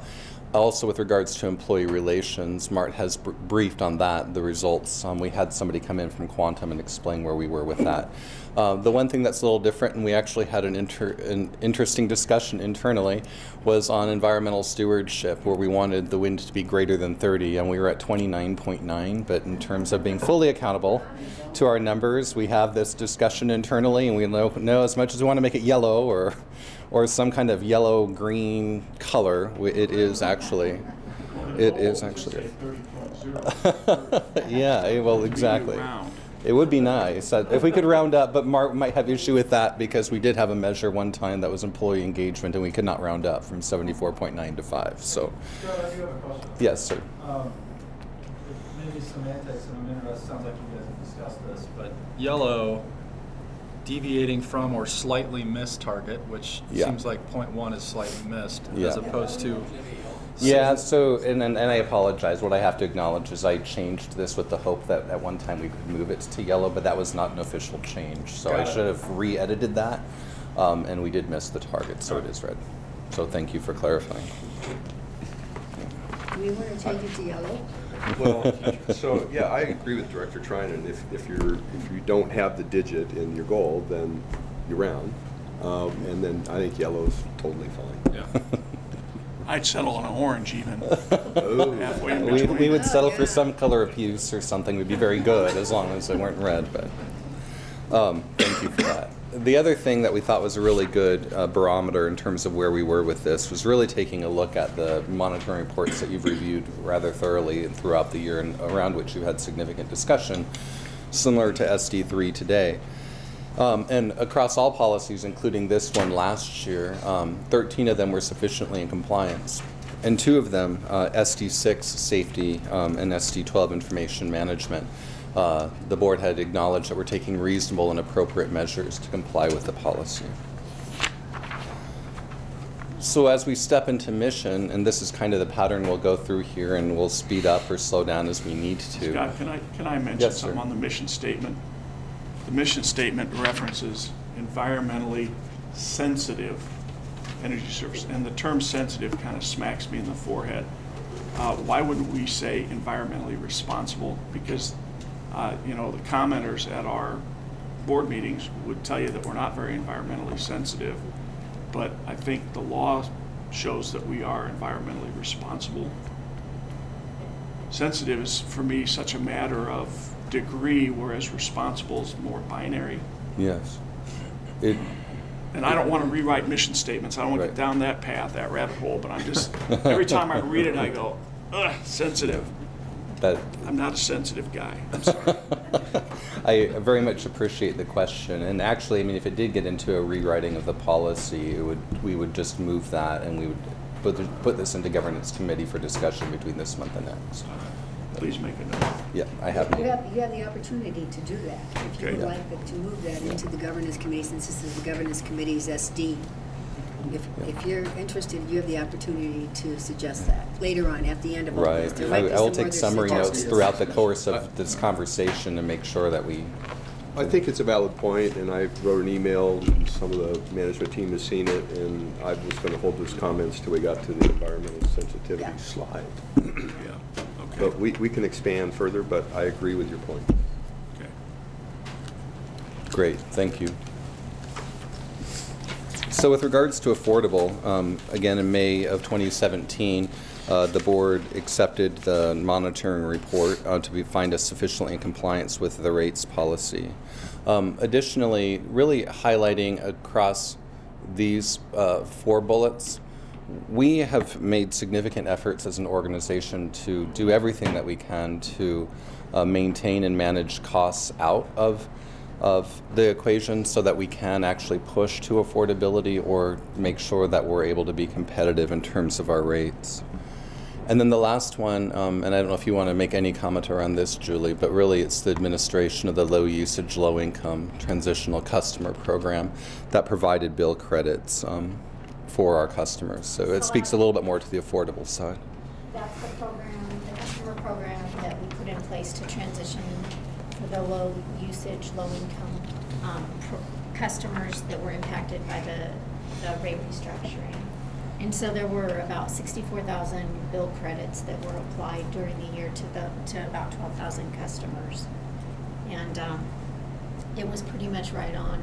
It was within the budget range of what we expected it to be. So we forecasted 4% of the customers qualify. Correct. So there's the 12,150 were those that were LIHEAP, the low income heating and energy assistance program.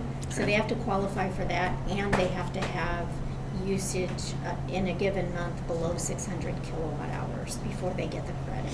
Okay. So we had several thousand more customers that would have applied or qualified for LIHEAP, but they didn't have the low usage component also. Are you giving an update to the board on what? I am. Okay. So does that have a geographic distribution component of it? It does not. Be a good thing to have.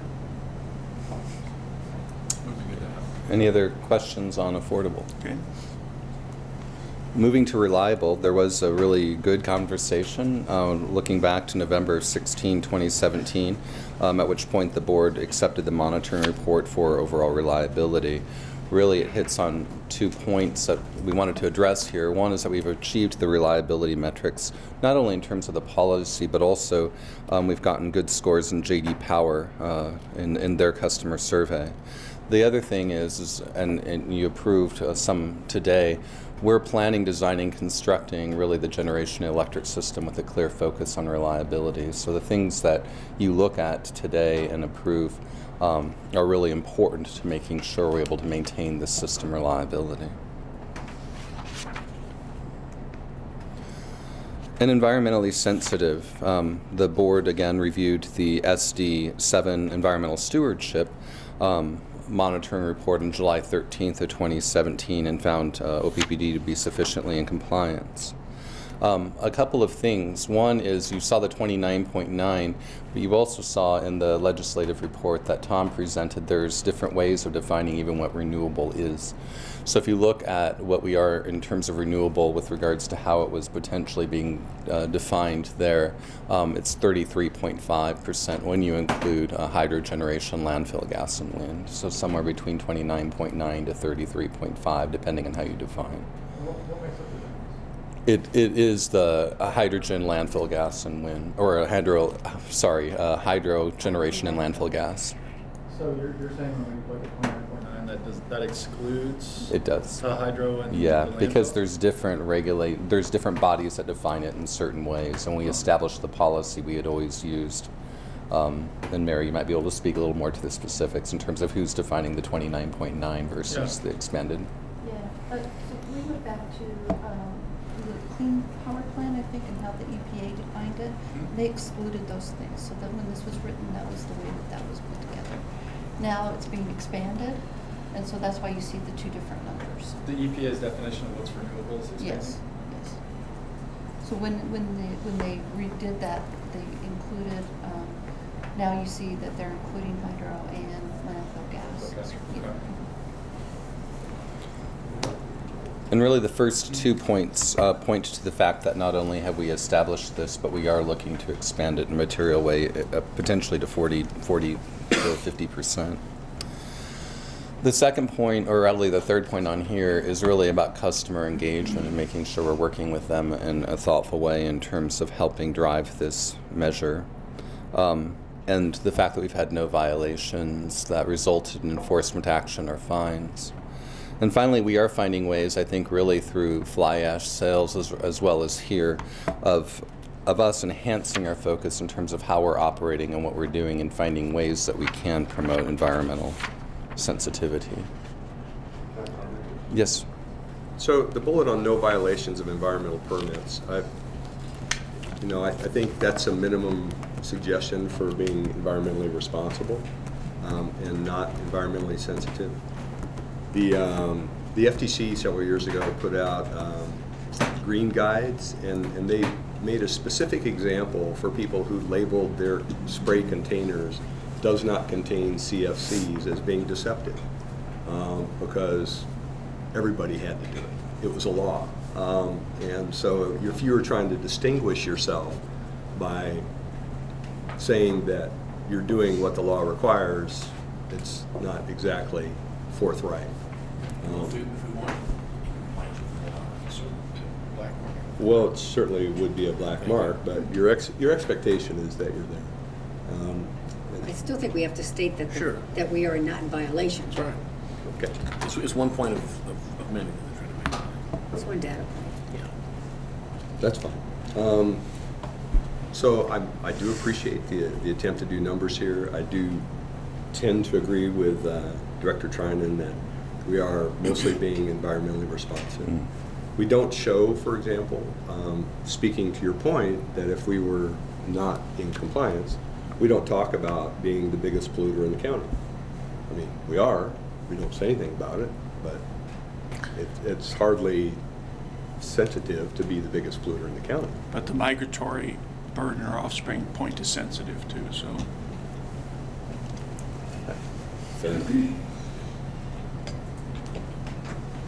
So I think there's opportunity.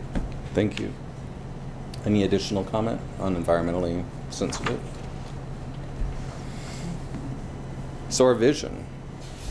And we'll try not to be repetitive, but there are some moments of being repetitive here. One, when we were thinking about strengthening the public power advantage of affordable and reliable electricity, we did feel the monitoring reports SD2, SD4, and SD5 spoke to that, SD2 and SD4 directly, and the fact that we've actually been able to do that in a way that demonstrates itself through customer satisfaction, SD5, we think is a solid evidence of achieving this statement. If you look here, what we're talking about is really delivering. Did we deliver reliably in a way and affordably? And then we also identify here that we've satisfied our customers in the process. Any questions on this?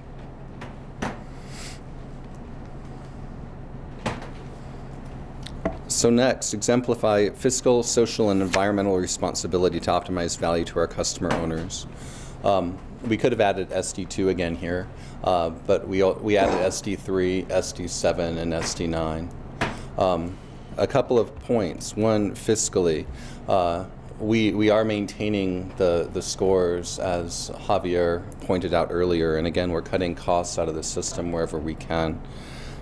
With regards to social, we're really engaging in the community, and I'm particularly proud, and I don't know if you want to highlight anything around this SMART, but with regards to our activity in Legacy I3, as well as so many of the other communities, in terms of showing our social responsibility and what we're trying to do, advance the needs of the community. Yeah, so the Legacy I3 program is really a program that's built to help raise the socioeconomic standard in Omaha for minority populations. What we're trying to do is prepare those individuals to be minimally qualified to apply for work with our company. And it's an ongoing program. We're working with seniors in high school. They will graduate in May, and then we will track them through their educational process. So really proud of that program. It's great. Yes, we will have a cohort each year. And the numbers for that? This year we have 28. Next year we'd like to have 40. Wow, good. And then finally, I think one of the things that also feels very good around here, and for other organizations I've worked at, I've not always felt, that is really this month of giving and how we've shown up as an organization, not just individually, but really as an organization to make sure we're giving back to the community in a thoughtful way. Now put that in, it's Walk for Warmth. Yeah, Walk for Warmth, yes. Yeah, we need a plug for that. Which date is it? March 3rd. March 3rd. Yes, thank you. Yeah. It's a good plug. So yes, please. Werner Park. Werner. There was a Werner Park in St. Louis, so. Thank you. Good location. And we'll move on to environmental again. And here, what we've talked about, and it does feel a little bit redundant, but a couple of things. One, again, is we have achieved a really, I think, significant renewable goal, and we are stretching ourselves to reach beyond that in terms of vision. One of the things I want to point here is that we are partnering in thoughtful ways really with the city of Omaha, in this case Nebraska Wildlife, around this. And then finally we're exploring ways here really in terms of transmission and generation that really support our environmental responsibility. And this goes to, I think, your point, Director Trinan, responsibility versus sensitivity.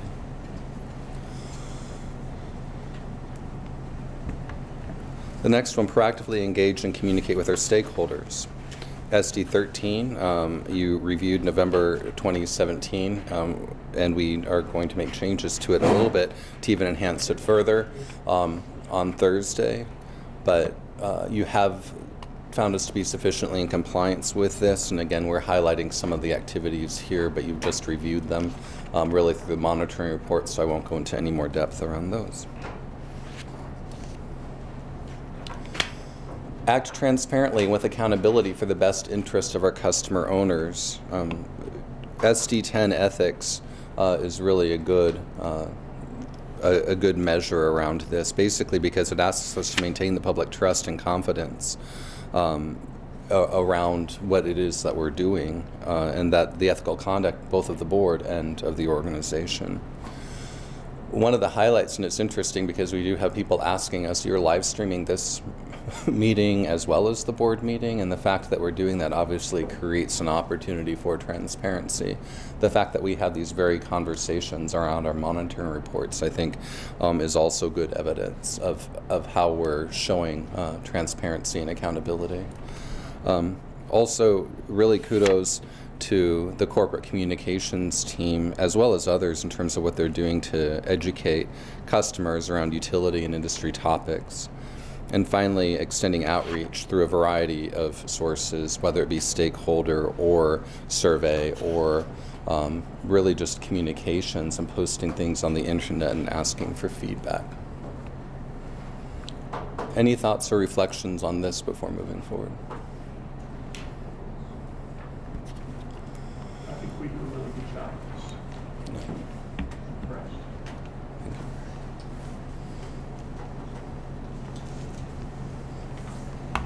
Next, collaborating when appropriate with partners. I think this really breaks itself down into a few ways the way we were looking at it. First of all, economic development. And I think evidence to that, again, is Tim and Lisa not being here, because we do tend to show up very effectively in terms of the way we partner around economic development, and there's many other examples as well.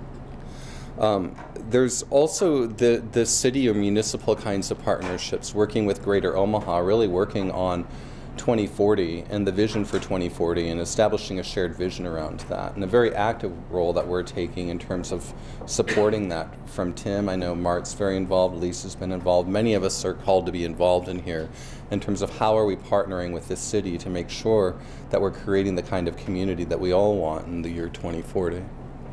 Partnering with La Vista and actually partnering with Orion. Kate spoke to that very recently, so you know how the partnerships are working. And then we talked today about energy solutions, and so we're partnering with organizations where it makes sense.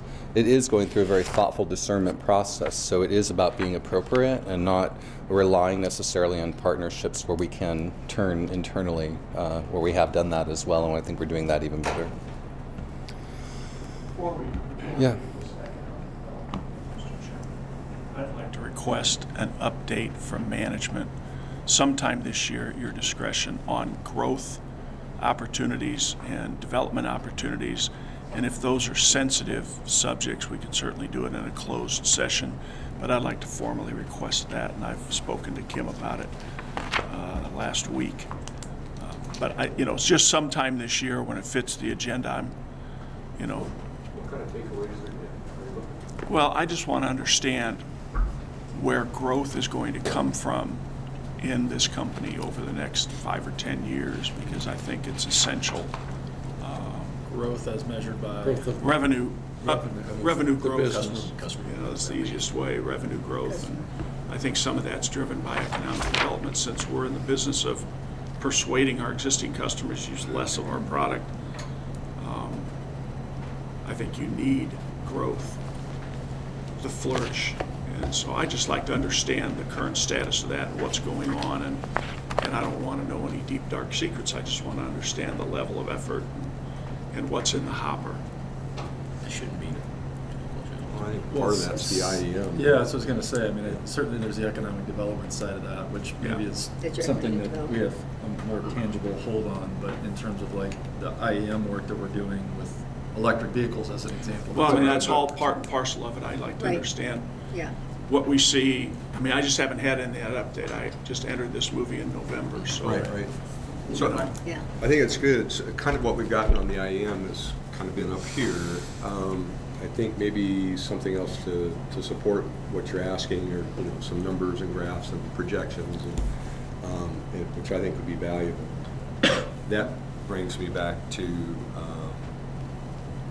quickly the IRP. I mean, we're supposed to update those annually, and no. So I think that's what the law said. No. We have a contract with Western Area Power Association. Their requirement is to provide them an IRP, Integrated Resource Plan, every 5 years. We do generation resource planning on an annual basis, which I think is where the confusion comes in. Generation resource planning is done typically to support our corporate operating plan, We do look at projections for load growth as part of that. And so we have a cycle that we go through. I believe the generation resource plan will be done this spring to support what we need to do. We're budgeting over the summer. And so, you know, we can certainly talk internally about how we provide some information back to the board. And the reason I mentioned it is because I thought that fit into it as well. With that plan, as part of what you're asking I think it's the natural next step. Once you understand where we talk about those two in tandem in terms. Sure. Yes. As we're talking about load growth, the very next breath is how we're going to serve it. Right. And so those two go hand in hand. So that's why it's a resource plan as opposed to. But not an official ARP, just the definition.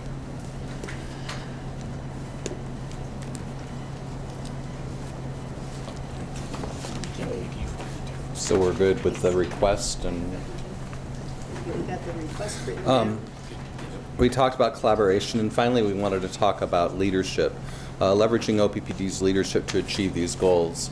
Looking at, again, at the strategic direction policies, SD6, are we creating a safe place for employees? SD8, are we creating the right kind of environment for our employees? SD10, are we really showing up in a manner that is ethical, transparent, and establishes credibility?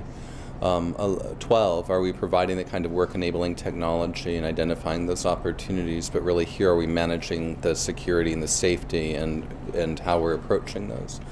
And finally, SD15, are we identifying and managing the risks in a way that help us minimize the risks in the organization? With regards to SD8, SD10, and SD15, the finding was to be sufficiently in compliance. And with the SD6 and SD12, the finding was that we're making significant progress. So we felt those were good measures to this point. And then finally, just wanted to highlight that there is very active involvement from this leadership team, but also those people that report to us, and in many cases people report to the people who report to us. In terms of industry participation, going out, speaking engagements, being sought after as experts in particular topics in the field, also representing many local groups. And finally, I think as we may remember that Tim Burke was honored last April by the Institute for Career Advancement Needs for his example of leadership and what that meant, and that was an appointment that we nominated him internally. It was quite a surprise to him, which was really nice, but really he was nominated by his employees for this honor. So at the end of this, the governance committee really having reviewed this and accepted the monitoring report, was recommending that the board find OPPD to be sufficiently in compliance with SD1. Are there any questions or comments or concerns? All right, and one of the things I did hear was this notion of sensitivity versus responsibility and the need for perhaps a discussion in governance committee regarding potential change to policy. Any other thoughts on potential change? So we will bring that back. If you have anything, if you can put it in writing to the governance board. Talk about a couple things quick? Yep. Sure. So one of the things that I always do, first, like drawing the line, right? Like compliant, looks good, happy, going forward. One of the things that I always do when we review SDs every month is I go back and read all of the comments that we provided in preparation for our July workshop. Because I think when we got to that workshop, we really focused on some specific SDs, but we didn't talk about many of them, where we provided at least a couple thoughts or questions or comments. In doing so, I think there are a few things that, after reading what we all kind of thought, one is I'm still struggling with how we define energy services. I think the way that our mission is written, not that we need to rewrite the mission, to your comment earlier, but I'm still struggling with what it means to provide affordable energy services. Energy services is very broadly defined as I think about it, but when we talk about affordability, we're always talking about it in terms of rates. So, and the same could be said for reliability, and the same could be said for environmental sensitivity. So that's just me maybe articulating my struggle with how we define that. Mm-hmm. That's one. The other thing is I think the frequency with which I'm going back to, what do we call these? Frequency with which we lean on and talk about our values, passion to serve, honor our community, care about each other. I think there's an opportunity to include that in this SD. Like that, those come up more often in conversations within OPPD than almost anything else. Great. And I think they're really important. They're really great. And I would love to see us institutionalize those in this SD personally. Great. And then the other thing is, I had never realized that we define customers and customer owners differently until I think Tim described that to us last board meeting. And so that was really helpful for me. And maybe this is just a glossary thing, but differentiating between those two is, I think, also important because our mission specifically and only calls out customer owners. It does not call out customers. And so just making sure that, again, like that they're different terms and knowing what they are and making sure that we're clear on those. Very good point. That's all I've got. So that's input for what I we think, might proceed with discussions. Yeah. That's good. Those are good thoughts. Yeah, I think your point on energy services ties back to the discussion on the legislation earlier in the white paper that we're beginning and being proactive. And also, Director Trinan, to your kind of question about where OPPD is moving, what the business model is, I think that's really important. I agree. So you're looking for language as a governance We're looking for committee. your comments, yeah, and your suggestions or language so we can bring it back and discuss it in the governance committee, yes. Questions or clarifications Questions, as well. clarifications, And exactly that timeline? Hopefully within about 2 weeks so we can get together and visit. Because if we bring this back to the next month, it might even be longer depending, right? Depending on what we're discussing. Right. We aren't constrained to do this by the next meeting. No, Yeah. Can I ask you a question on that? Can we talk a little bit about the backlog and the queue of SD refinements that we've got on the list? Because like 7 is still out there, 9 is still out there. And if we put 1 in the queue, I'm just kind of interested in what our process is for deciding which ones that's a good point, prioritizing the queues. Well, and we mixed up the committees, so, right? The committees are In terms new of those this- people who will be working on the SD. Yeah. As of Thursday. Maybe we need a report on exactly what's in the backlog so we can look at that. That's a good idea. Yeah. We will do that. SD1 really is at the discretion of the governance committee. So Okay. as we think about it, it's going to be how quickly does the governance committee want to slate that. SD7 and SD9, senior management is currently working on some aspects of drafts and how to best facilitate that conversation with the Public Information Committee and the Systems Committee.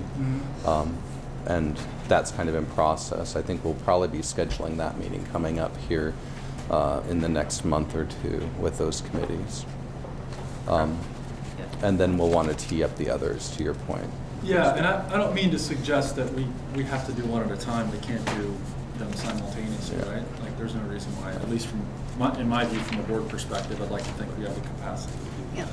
well, because you have different boards, and I Right. think the governance Different committee can committees. look at these. To me, it's very timely. We just discussed this. Let's discuss it if we can in the next month or two at our, we have to have a pre-committee meeting or something to discuss that. Yes. Good. Yeah. Yes. However, I know that it takes time on the part of management, Scott, Kim, and others, to think about what those revisions might be and to work with us to try and figure that out. And I like, if we get to July, which would be a year after we've completed the workshop, and we haven't had a meaningful discussion about 7 or 9 yet, I'm going to be really disappointed. So I just don't want this one to sort of step in the way of that. Again, it doesn't mean we can't do them Good both. point. It's just about capacity. Well, I think that's a good idea as far as capacity and prioritizing the importance of it. I think depending on your comments and how complex they might be around this, that would give me kind of a better idea about timing. Yeah. So maybe what we need to do is we Let's need, get the we need comments to better in. articulate, and I can put my comments in writing so the governance committee has something to chew on, and then you can get a sense for. It might be Are simple, like. you waiting for that on 7 and 9 also? Comments? No, because we got comments during the workshop, so we're working on those comments. All right, I'm sorry, Director Navarro. No, that's okay. Interrupted. No problem. Good. And actually, just doing a quick audit, really the 3 that we have that are in the queue to be actively worked are now SD1, SD7, and SD9. We've approved SD2 revisions, SD5 revisions, SD10 revisions, and the rest. 13. Oh, and 13. And then the others, like today with SD3, there weren't any changes. So really, there are 3. Yep. Great. Thank you, Scott. Thanks. So what we'll be voting on is compliance with the present SD right now. And that will, is that part of the consent? Yeah. Or is that? Everything's consent. Everything's except consent this one thing. month except for one thing. Unless you guys want to change that and let me know before Thursday. Yep. Yeah. Okay, next we have 2 presentations. Yeah, we'll have an item for executive session later on. The executive session later on and then the 2 presentations. Okay, the first one is Javier has a presentation on community solar rate. Go ahead. Great. Well, I'm going to introduce Brad Underwood, who's going to walk us through the proposal. This is a draft. Just a reminder of where we are with the community solar project. We have not awarded the RFP, right? There was an RFP that was issued late last year. We're still working on these, on the specifics. We are probably looking at sometime in April or May to finalize the award. But in anticipation to that work, it was discussed here at I believe the November board meeting or the December board meeting, that we wanted to come back with a framework for the rate. And that's what we're going to do today. Talk about the rate formula. We're going to see this, and the reason why we're able to present a rate discussion today without having awarded the RFP is because it's a formula rate that will be applied to whatever results we get from the RFP. Another very, very important thing here is that these being a voluntary project or program, it is also considered a voluntary formula rate for customers. Therefore, we don't have to go through the more rigorous, although we did consult with our consultant, our rates consultant, the rate consultant didn't have to go through the normal lengthy process to determine whether it's fair, reasonable, and non-discriminatory because of the nature of a voluntary program. We asked our consultant to use the same bar, the same quality bar in their review to say if these were not voluntary, would these meet those same standards? And the answer was yes, and Brett is going to talk about that in just a minute. The process that they went through wasn't as lengthy, but it's basically applying the same standard. So with that, I'm gonna pass it on to Mr. Brad Underwood, and he can explain to us the approach we're taking and what we're gonna propose here. If the board agrees with these, then the idea is this is gonna be out for 30 days or so until the next board meeting in March. We're gonna have an open comment period, and then in March, the board will have an opportunity to approve the formula rate as presented or with any changes that may happen. Yes? Approve the rate, not approve the project. The rate formula. Yeah, Excuse just me. the formula, Correct. not the The project. The project comes later on, right? Okay. All right. Thank you for that. Thank you for the introduction, Javier. Good morning, everyone. Morning. Good morning. Morning. I'm very pleased to represent the community solar team today for a pricing discussion on our community solar project, like Javier outlined. So today, got about a half a dozen subjects we'd like to get through today. We'd like to touch a little bit on the design principles of the rate itself, a little bit on program highlights. The bulk of the presentation is on pricing and rate making, and less on program highlights. But we just want to touch a little bit there while we're doing a presentation. We'd like to get into a little bit of the detail of the methodology, how it'll be priced, and maybe more importantly, why. Sample customer impact. So we just took an average bill and assumed a participation level. We'd like to give you representation of what we think that will look like to our customer owners. We'll have a little bit of a conclusion and then kind of some next steps, some go forward thoughts. So real quick on the design principles. Originally, when the community solar team had started, we brought a bunch of folks we thought were really committed customers in, and they had some opinions on community solar, what it should look like, what it shouldn't look like. So we started with that group, and the results of that group were helpful, but they were highly fragmented. So different people thought different things, but on the front end, we started by bringing them in and kind of having a discussion on what do you guys think as our customer owners this program might look like. And then from that, we kind of hitched up with SD2, as you might imagine. Quick highlights as far as what SD2 requires of the management team: maintain fair, reasonable, and non-discriminatory rate practices. And I know that's not new to anybody in here. We want to equitably assign costs across and within all the customer classes that are impacted. So the idea here, coming from SD2, is that when you equitably assign the costs, it means essentially the cost driver bears the cost. So as an example, in this particular instance for community solar, if you elect to participate in the program, you have an interest.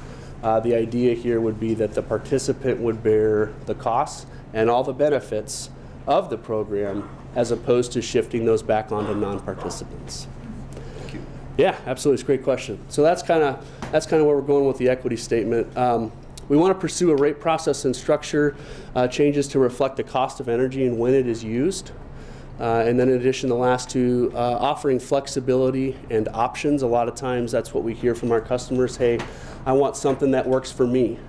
And so that looks different across different customers. And so how do we prioritize that in our rate making? And then of course, ease of understanding. In a lot of our customer research, ease of understanding is very, very important. When you get your bill, I want to open it and I want to be able to know why this is the way it is. So a continuation of the principles, we want it to be transparent and based on actual production of energy and the prior year Southwest Power Pool day-ahead market pricing. So we're going to kind of go through some commentary on what these principles are, and then we're going to kind of show some graphs and some images, maybe 2/3 of the way through the presentation, that I think will really drive home some of the points. So if you could give me some grace as we're getting through the commentary, I'm going to spend a lot of time on this, and it'll probably make more sense as we go through. The valuation is consistent with how the market values current or future OPPD generation assets. So when we bid our units in, the market values them a very specific way. And so we took that sort of methodology and we tried to extrapolate it against a community solar project. Foundations of the design principles would be scalable to accommodate potential future states of large-scale adoption of distributed energy resources. So while the discussion today is primarily focused on community solar, the principles and the foundations of the rate could be used in the future as DER participation levels increase. So long term, that's kind of how we're thinking about that. So fuzzy number, yeah. Large scale. So large scale would be something to the point where it has a meaningful impact on planning. So right now, if you just used a proxy for DER participation, you might point to a net metering rate.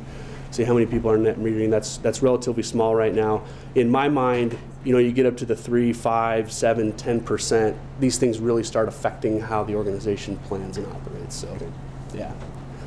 Brad, distributed energy resources, energy efficiency, batteries, electric vehicles, is that all the things that fall under the umbrella of DER? Yeah, it might be noteworthy to kind of distinguish maybe between energy efficiency, where this is just sort of the avoidance of the energy usage. Okay. As opposed to other forms of generators that would actually produce energy. So this is probably more the latter. More on the generation side? Yes, sir. Okay, so exclude EVs from that definition? In the traditional sense that they're not generators, absolutely. Okay. All right. Yep.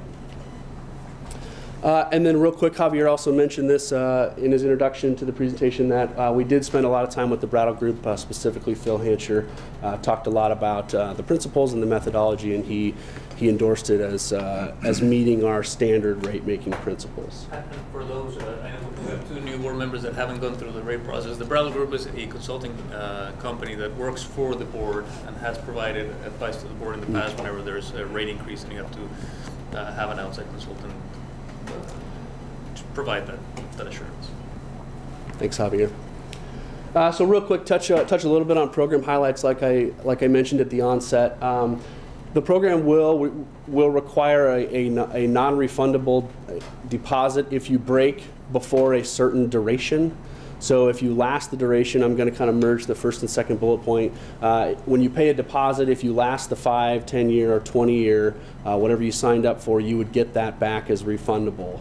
But it would be non-refundable if you don't come through on the duration that you signed up for. And this really is getting at sort of the principle of predictability.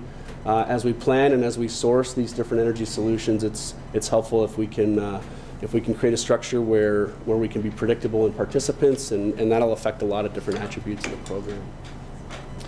From that point, the customer can choose to offset 10 to 50% of their usage. So think of it in tranches, 10, 20, 30, 40, 50. And the idea here with the cap of 50 is that sort of trying to create an environment where you can get as many people to participate as possible. So if everyone signs up for 100%, sort of philosophically you end up pushing a lot of folks out. And then in addition, and probably more importantly, in the district's latest integrated resource plan, we expressed our trajectory to go to 50% renewable for retail sales. So when you pair sort of the district's kind of supply side suite of energy offerings of generators with someone who wants to go up to 50% participation in a community solar program, they would have achieved at that point 100% renewable designation on an annual basis. Meaning, if I consume 11,000 kilowatt hours of electricity, the energy the district provides based on a 50% subscription level would be 11,000 hours, sort of conceptually. Real time it would look different, but on an annual basis, it would be 100% renewable. Brad, going forward, a few years down the road, we could migrate even more, could we not? We could, given planning, couldn't we migrate our rate to allow more than 50%? Yeah, I think, depending on participation and kind of the customer outreach piece, I would think that's within this group's ability to change that, yep, if we thought it was appropriate. Brad, I'm going to ask a chicken and egg question. Which comes first, the PPA with an installation, or signing up all these customers to determine how much solar power we want out of an installation? Great question. My group's working on the PPA, and it is a chicken or egg. We had that discussion this morning, even as late as this morning. And what we, at least at this point, our thinking is that we go ahead and negotiate the PPA with the options for a size, and we go ahead and give the highest cost to the customers, letting them know that it could go down if we get more participation, which means we could go to a larger unit. And so we're working with the marketing team, with Julie's team, to ensure that all of that fits together. So that's kind of where we are, and that's how we're getting out of this chicken or egg, is we're going to put options in the contract for the PPAs. Okay. So that's in contrast to another generation model that we had down at NC2, right? We had all the contracts in place before we built it. All the contracts in place, with the other meaning people who were owning the participants. Yeah. Yeah. And the reason we did that is much larger, right? So you want to make sure that you have that. And the difference, another big difference is that was not a PPA, that was a construction project, point. right? So we actually It's a started partnership. negotiating those contracts 5 years before the unit became energized, because we had to get everyone in place before we started construction. Okay. Well, I'm sorry, Rick. No, I don't have a follow-up there. I have different. I mean, when we look at refundable or non-refundable deposits, depending on when you opt in and out, that may dampen some enthusiasm among some people. I mean, everybody's pro-solar energy, everybody's pro-motherhood and anti-pollution, but when it comes to writing a check, that may give some people pause, depending on the size of that check. If I can pile on restrictions on it. If I could pile on there, so Am I correct in that the refund comes based on your contract term? If you're in for 5 years, okay. Yes, So sir. the 20-year contract harkens back to what NPPD was trying to do with the municipals, that actually drove municipals out of their system. They tried to get them to buy into a 20-year rates, basically. So. And this is optional, right? This is, we'll test the waters, we'll see what customers, commercial, industrial, who are probably the ones that may be interested in the 10 or 20-year contract, we'll offer that as an option. We don't want to limit their contract length to just 5 years if they want 20, but they can certainly sign for 5. Okay. So it's a little bit different. Again, it's optional. We want to make sure that we're being open enough to be attractive to the residential customer as well as the large commercial or industrial. It might have But I share your concern. I think it'll dampen it, enthusiasm, and it looks like you're trying to eliminate your risk and put it on to the customer. You know, We are. That is Well, true. we are. True. That is I certainly true. hope so. I think the biggest concern I have with this, and I don't want to get ahead of ourselves because I understand we're just talking about a rate structure, is that if this were a static technology, then it wouldn't concern me to be talking 10 or 20 years. But this is a very rapidly advancing technology, improving the cost drivers are dropping dramatically over time. And so I can't imagine that 10 years from now, we'll look back at this installation and say, wow, is that one inefficient? There's so much better, cheaper, available power now.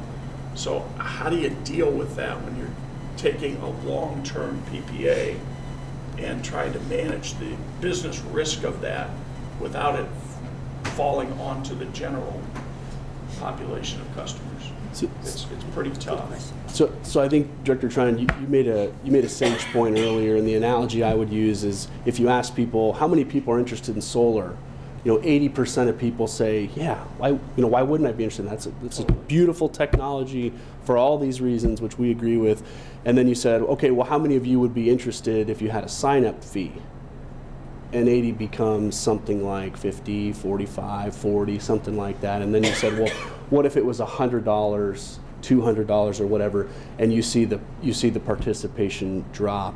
So I think that's a great point, and I think that's what we're trying to do when we say how much participation is there to try and appropriately size the facility. The other thing I think may be noteworthy related to your last point is we did a little bit of this in the IRP, and we said, hey, what would 100 megawatts do to us? And we looked at that, and we tried to socialize that, and that did come at a premium. And I think my understanding or my impression is this is the district's response in saying maybe that size of facility maybe isn't appropriate for us now for the reasons that you mentioned, but maybe we could do a smaller facility for these people that can't put it on their residences or whatever reason. But. Well, I mean, I really support the community solar structure. I think it's far preferable to everybody putting them on their roof. Okay, I think that's vastly preferable. Yeah. My question is the technology ripe yet? Is it there? Is it economical? But go ahead and finish. I mean, I want to hear the rest of the presentation. Okay. Because I've probably said more than I already know about it. No, that's great. That's great. So kind of transitioning into the methodology, when you look external to OPPD, there really isn't a consistent, kind of canned pricing methodologies, and that doesn't exist really at the national, regional, or state level. You get a lot of different pricing structures for very different reasons, and so as the team worked on that, that was one of the findings we had pretty quickly if we didn't already know about that. You're talking strictly about community solar. Yeah, correct. Yep. And so when we dug a little deeper, the greatest pricing variations are related to credit values. And so we wanted to talk a little bit about conceptually the different credit values and kind of what they're doing and what they mean. So we just pulled a couple of kind of, I would say, relatively well-known sort of credit value methods. And the first one is the full retail rate. So it's consistent with a net metering sort of principle, but it does result in a significant subsidization by non-participants. And what we really mean by that is if you think of a utilities cost I'm going to oversimplify this in kind of like 4 categories. You have a transmission cost, you have a distribution cost, you have a customer cost, you have a cost for the facilities on standby that you issue debt service for. And so in those 4 sort of cost categories, a participant in community solar is still using those services. They're still using those values. And so when we compare that to a full retail rate credit, you know, that's where we get kind of challenged on, are we equitably assigning costs to participants? And then going to an embedded cost of generation. Simple approach, but gives solar equal capacity credit compared to baseload units. This is where the graphs kind of in a couple slides become terribly helpful. But what we're really saying there is if you give someone the full embedded cost of generation, essentially what you're saying with the rate making is, I don't have to carry generation for this person. This individual who's participating, they already have a generation solution. They're not going to look at me for that. And what we find with solar assets is that dependent upon where you are in the country, they don't necessarily produce at peak load. So practically what that would mean is there would be another generator producing for that solar customer when the facility is not producing at peak. And if you give them an embedded cost of generation credit, you're essentially passing the production cost or those kind of standby facilities theoretically onto non-participants. And so that's sort of where we get into the challenge with that methodology. And then the last one, value of solar. Which Brad, goes away with batteries. Largely. Yeah. Largely. Especially residential batteries. If you own the battery as a residential customer, absolutely. Hang a Tesla battery on your garage wall. Powerwall. Yeah. Yes, sir. Brad, explain how this model is different than wind, because wind isn't a constant source of power either. Yeah, so I guess where my mind goes when you ask that question, Director Mines, is that both produce energy at different times. So solar will follow your load profile a little bit better than wind. But primarily, I think the discussion revolves around the accredited capacity and what value the utility gets for that resource. And I think we got a couple slides. Okay, good. Kind of comparing and contrasting to your point. May be helpful to see. But Director Mines, I think the other difference with wind is if we were doing these similar program for wind, sure, or just a subset of our customers that were just interested in wind, these same concept would apply, right? The difference with our wind is that we're including in the entire portfolio of our generation, and we don't have, therefore the embedded cost of generation is not necessarily just attributed to one group participating in wind and the rest are not. This is where all of our ratepayers are participating in that technology equal. So it is part of our portfolio of generation, whereas this one is a subset. So that's where the embedded cost of generation makes a difference. Not everyone's charged for the same technology.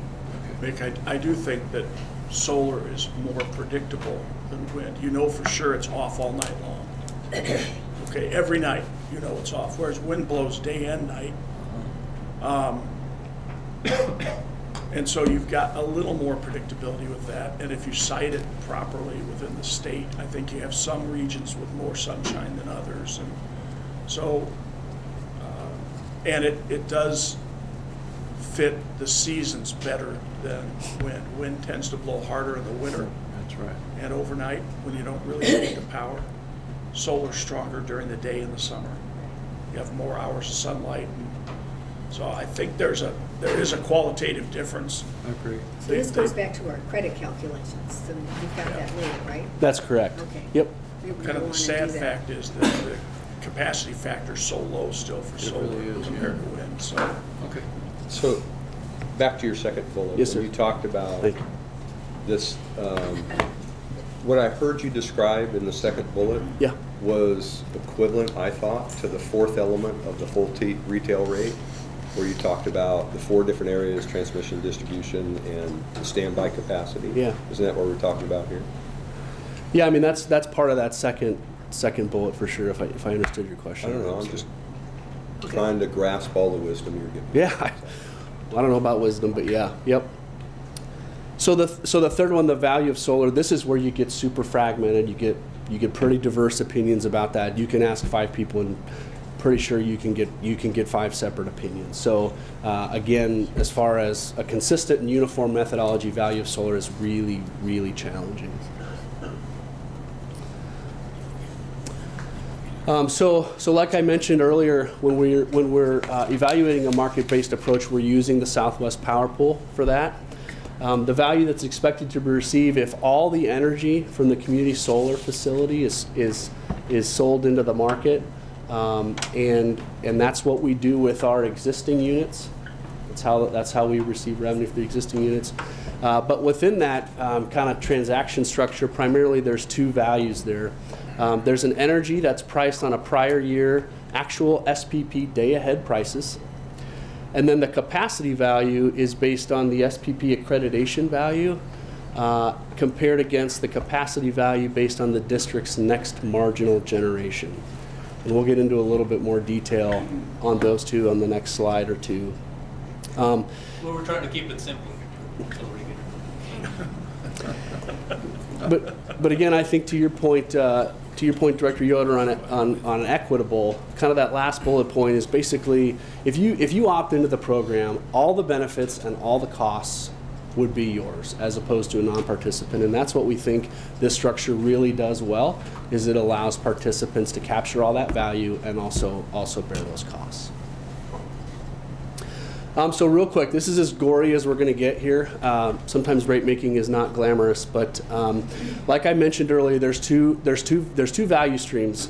So the energy piece is the actual hourly annual community solar production from the prior year. One thing that might be noteworthy is that this is not real-time prices. So kind of the understanding of management and the community solar team is that people who are opting into community solar are probably not doing it to capture real-time pricing variances and because they think they can do better in the market. They're probably doing it for the attributes that solar brings. And so that's what we're trying to touch right there when we say the actual annual community solar production from the prior year. We're giving them something that's predictable, that was realized in the market the prior year, that they're not subject to real-time pricing variances, which the district would be subject to. And then from a accredited capacity perspective, the annual levelized value of the next marginal generation the district would construct to serve load. A lot of times this is commonly referred to as a simple cycle or a combustion turbine, although that could be different things at different times. So mathematically what we're doing is we're taking the day-ahead hourly market price and we're timesing it times the hourly production shape for the community solar. So when did you produce asset and what market value did you get for energy? And then in addition to that, we're adding the annual levelized value of the next marginal generation at the SPP accredited capacity value. So it's very important to understand that capacity factors and accredited capacity can be different things. So philosophically, a capacity factor is how much time does that asset produce? So to Director Trinan's point, you can produce in the middle of the night. If you're a wind facility, that would drive your capacity factor up. The accredited capacity is the asset's ability to produce at peak. That can be very different. Okay, so keep that in mind as we go through the next couple slides. And then assuming the board was pleased with this structure, it would be updated annually once you guys had approved it. So we would not come back. Yes, sir? I'm sorry. This is interesting. I didn't know there's going to be math today, but it's interesting. Give it to me in cents per kilowatt. What are you going to charge somebody? Yeah, I'm going to get there. Yep. All right, if it's coming, I'll hold my question. Okay. And my other question, though, is how do you update that formula annually when you have a 5, 10, or 20-year commitment from somebody? If they sign up for something and the pricing, basically you tell them the pricing's kind of variable. Yeah. It's going to move on them. Okay. So Could worse. Might go down. Yeah, could go either way. Go up.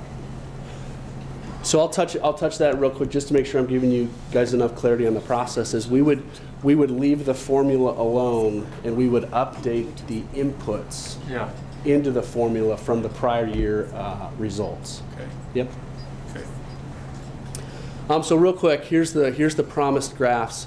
But we wanted to give folks an understanding of what does an asset do relative to load, a solar asset do relative to load. So real quick, the orange line here is the average output of a 1 kilowatt AC solar system. And we use NREL for that, but here it is, and it's just as you would imagine. So you get into the morning hours, 6, 7, and 8, the sun comes up, and the asset starts producing. And then you run through the day here, and then you get into early evening. So this is 1700 is 5, 6, 7 o'clock at night, and as the sun set, obviously the generation from the asset sets as well. And then we've overlaid here the average of the 2016 annual day-ahead hourly price. So here the generator is producing at max. Here is the price that it's going to realize right here on this green line. As the generator comes off the production cascades, you can see if you were to do a best fit line, the pricing would kind of climb till you hit peak. And then it would drop, and it's commonly understood that it drops as load goes away. So do I get this pricing right here? That's somewhere between 1.4 cents and 2.6 cents as it's peak. That's kind of the range of daily pricing. Yeah. So yep. So this is these are averages. But yeah, on a daily, it would be more volatile, but yeah. That's the pricing band. That's correct. Mary, Mrs. Fisher, what, in your SPP negotiations, what kind of pricing are we looking at? Just curious. SPP on a daily? I'm sorry, not SPP. On your PPA, what pricing structure are we looking at? Yeah, I don't think we can share that. Right. No. Closed session. Okay. Yep. And then so real quick, kind of continuation of that kind of logic or that structure. So orange again is the expected output of a 1 kilowatt AC solar unit on our 2016 peak day. That would have occurred on 8/11/16. And then you see the load, the system demands up here, and the production of the asset according to NREL. So here's where credit values really get adjusted. Is SPP says, let's just assume this is it's a 1 kilowatt. You could accredit 20% of that 1 kilowatt. So again, capacity factor and accredited capacity, different discussions, but this is what this is trying to kind of visually show for people that may be interested. And then here's real quick on a summary. So the capacity accreditation, you'll notice all three of these sources, coal, gas, and nuclear, are all dispatchable. Obviously, that's relatively intuitive. And then we show some intermittent resources over here. So this is the highest capacity factor of OPPD's assets here for wind, for 15%. The asset has to perform over a 3-year period. And then SPP, according to its standard planning process, assigns it an accredited capacity value. Solar's a little bit higher, but clearly it's challenged relative to dispatchable assets, which is something we all already know. In terms of implementation, do you just get like an engineering number to put in there for the first year, and then after 3 years you have an actual? Yeah, that's a great question. So what we're going to assume is the NREL, National Renewable Energy Laboratory, that does a lot of work. We'll put those curves in and give them an immediate credit value. Okay. Normally, we'd have to wait. That's a great. I appreciate that question, Director White. So I guess just to be clear, when we build the facility, we will have to wait from an SPP perspective, but we are proposing that we give the customer the benefit of that immediately. Right. Yep. Thank you. Yep. Thank you. So real quick, getting to some example costs. There's a couple of factors here that are really going to influence the customer's cost to participate. So the first is the interconnected cost of the community solar facility, or the cost per kilowatt hour. The second one is the market value. So the market-based credit will be updated annually, as we mentioned, but valuation changes are primarily affected by SPP accreditation policies, energy prices, and asset performance. So to a certain extent, metaphorically, this is kind of the district sort of stepping aside and saying, this is how the market values these. And if you ask me what are the two or things that affect that, it would be the accreditation policy, the energy price, and the asset performance. So let's assume real quick that we find ourselves in a future state where carbon is regulated. Generally speaking, we would assume that energy prices would climb. Energy would be more expensive because you've suppressed some of the carbon generation. In that particular case, all of those higher yields for the energy price would be passed on to participants. And I think that's the beauty of the formula. So as the market changes, the impact to the participant changes. And of course, that would be true conversely speaking. No, I was just going to say, so the flip side is if you have a period of extended depressed pricing, obviously the participant would be subject to that as well. Yeah, and I guess that's what I was going to ask. What's the flip side is, what if carbon isn't regulated and the technology becomes so cheap that everybody's going to Home Depot and buying it for themselves? Or there's yet a new technology that comes into play and displaces solar, right? It's a bunch of different circumstances, and that is something that the participants would have to ride the bad times and the good times with how these technologies is valued in the market. And that's a really good articulation of just system planning challenges in general. I think that's great how you said that. Yep. And then the last one is tiered subscription level. So the volume of participation that you would like to achieve as a customer, obviously that would affect kind of your total cost. So real quick, here's an illustrative example of a sample. So we're just going to say that the interconnected community solar facility is about 7.5 cents per kilowatt hour. And then our approximate market-based credit would be right at about 3.6 cents. Again, just as an example. And the customer annual usage, this is for a residential customer, it's important to denote that, is about 11,000 kilowatt hours. And how much of their annual usage the customer wants to offset, we're assuming they would subscribe at a 10% level. You can, of course, scale that up at the customer's preference, but that's what we're assuming. So the rate impact, the net change in my bill as a customer resultant from those participation levels at 10% would be about 3%. So be about 3% higher, speaking in a world of averages. And then you can see the steps going all the way up to 50%, with the 50% being about 17%. And you'd step up a handful of points each tranche. So real quick, the conclusion. Yes, sir. Lisa's not here, but I think we've talked about these when we surveyed customers, and in the focus groups we had, even the 17% would be in alignment with what customers have expressed, that they would be willing to pay up to somewhere around 20. Now, it's one thing what customers say and whether they will sign up for, but it's within that within the range that we got feedback from all these customer focus groups. Have we compared this to other rate structures for other community solar? Have we looked at, I mean, there's a couple others in East Nebraska, right? Yes, yeah. Certainly in surrounding states. So have we benchmarked? I would say that it varies. Generally speaking, as you might imagine, the larger the credit value, the cheaper this becomes. And there's a whole spectrum there in which people kind of operate. But this is really interesting, and probably one of the most important founding blocks in my analysis when we're looking at the rate, at the formula rate we're proposing, is that it is my opinion that we are adequately sharing risk with the customer who wants this technology, which this technology may not be prime for us to include it in our IRP. It's not the cheapest one. It's probably in evolution, but we're offering it to those customers who may want it today, and we are sharing that risk and the benefit with that customer. What this does for the utility, and I think this is where I'm giving a lot of praise to the rates and pricing team, is that they designed a formula rate that is scalable.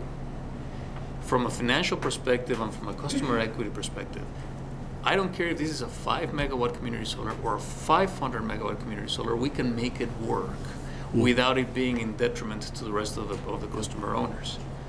Now, those 5 megawatts or 500 megawatt participants would get the benefit of the market, and the benefit may improve or may deteriorate, and it is scalable. It is a principle that makes me, from a financial perspective, comfortable following when it comes to battery storage or other DER technologies that the district, by laying the groundwork on this type of formula, we are well positioned to take on any technology and scale it. My challenge is, as we benchmarked other utilities, we found it really hard to scale. It may work when you're giving a credit equal to the retail rate, as long as you keep that community solar project small. But if you were to increase it, at some point, the rest of the customers have to start paying higher rates because of a community solar. And this formula really allows us to scale this up as much as we need to, and adapt to what the future market and the technology brings us. So that's from a purely financial perspective, that's a big advantage I see on this approach. So you believe the dollars we collect from the participants will at least offset the dollars we pay out? And in fact, the participants may actually collect more dollars than we're currently estimating. At that point, the participants may benefit. That credit may be higher than the rate they're paying. They benefit from being early adopters. They benefit from participating in it, and not the rest of the customers. So that speaks to the equitable distribution of costs principle in our SD2. But what I think we're missing here a little bit are the advantages OPPD gets as an administrator of the soft costs that are not calculated in here of learning to do something new, right? I mean, all of the risk is given to, you said we're sharing, I'm not seeing where we're sharing. All the risk is assigned to the customer at this point, and yet we're training ourselves how to do this. This is part of that looking forward, being proactive, and looking ahead to what new technologies may come. We have to build those skills. There's a cost in building those skills. This is a way of building those skills. And do these customers alone bear that cost? So that's a good point. A couple of comments. One is customers certainly are bearing some of the risks as fluctuations in the prices happen, but I think we're bearing risks as well as if we don't get the kind of signups that we were anticipating, right? Like there could be that's one of the risks for us. I mean, zooming out a little bit, I was recently at a conference with a bunch of higher ed people working to go carbon neutral. And there was a fascinating story by a East Coast liberal arts university who was paying obscene amounts of money for their energy because their utility rates were ungodly high. They recently signed a PPA to go 100% solar, and had a huge battle with the utility trying to figure out what exactly that meant for them. When I had a conversation with the president of the university after the fact, I asked him, I said, well, so could you have justified doing this if the utility was already at 80, 90, or 100% renewable energy? He said, no way. Like, even the financial implications wouldn't have mattered. So to me, it's something that you talked about earlier. Customers that are looking at something like this they're thinking, should I do it on my roof or should I participate? That to me is kind of one of the challenges, and we have an opportunity to figure out and actively work to try and direct them one way or another. To what extent do we want control with community solar, albeit some risks, but I think there are risks that are manageable, and we can learn a lot about what the future will hold for us versus us saying, yeah, this isn't right for us yet. I think we're going to see additional defection, which is a concern. The objective for these people is really about cleaner energy. Yeah. In most cases. Yes, and we don't have the same cost pressures that the East Coast schools have by any stretch. Yeah. But the objective's different. Well, my concern is once you get far enough down the road and the technology gets so much cheaper, people won't care about their non-refundable deposits. They'll say, well, it's $50 and I can do this much cheaper now, so keep my $50, I'm out. And at a certain point in time, you don't have enough subscribers to pay the cost, and there's only one place that can go, and that's on the rest of the population that doesn't subscribe. So, the fact that if we're going to sign a PPA for 20 years and don't have that similar offsetting commitment, ironclad commitment, that's a risk, a business risk, that The smaller it is, the more acceptable it is. The larger it is, the less acceptable it is. There was an article in the Wall Street back in November about Germany as a country decided to go shut their nukes, shut a lot of their coal down, and go wind and solar. The average German today pays 36 cents a kilowatt hour for their power versus an American average of about 11 or 12. Okay, it's proven to be kind of disastrous for them. And it isn't because it's wrong. It may just be because of the timing. It's just, maybe they got a little ahead of themselves. Maybe they got a lot ahead of themselves. So there's some blowback in that country against wind and solar now because it's so expensive. So I want to see eventually what we're signing up for. That's maybe more important to me than the rate structure. I think you've done a really nice job on the rate structure, okay? It remains to be seen what the acceptance will be as it wiggles going forward, okay? But, I'm open-minded about that part of it. I'm more concerned about, Mary, what you guys are negotiating in terms of commitments. Yeah. Yeah. And how big it all is. Correct. Okay? Correct. I don't mind a toe in the water, but What's your big finish? Well, thank you for that transition. So real quick, we tried to stay real tight with SD2 and SD13. You'll notice we started with a stakeholder outreach on the front end. I believe Mr. Karloff brought back an update in November, December. We're going to have a comment period now, so we're trying to make sure that our touch points with those that are interested are healthy and strong and frequent. We do acknowledge that the credit value is lower than some. We're not agnostic to that. We understand that there are differences, and I think we've talked about maybe some of those as we've gone through the information today. And we believe we meet the OPPD requirement of fair, reasonable, and non-discriminatory, which is also a state law. And again, the proposed pricing lays the foundation for higher levels of DER participation. What the team sees as next steps is that the customer comment period would begin today. We would use our OPPD Listens tool to interact with those people who would like to give us feedback on the proposal. We'll report those comments back to the board, and then it's our hope that in the March board meeting we would report back on the public comments, and that we would seek a resolution establishing the rider for those interested customers. And pending any other questions, that's the end of my information. Yeah.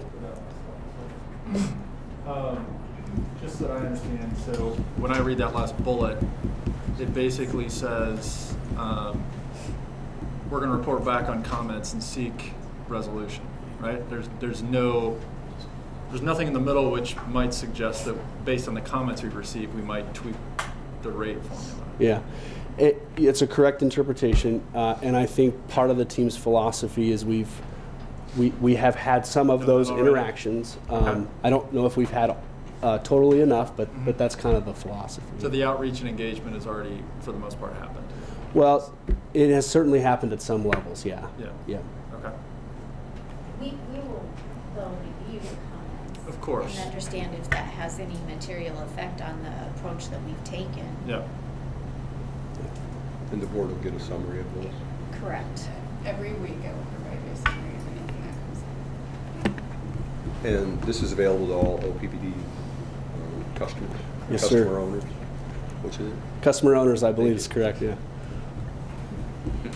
just customer or just customer? Just customer owners, yes.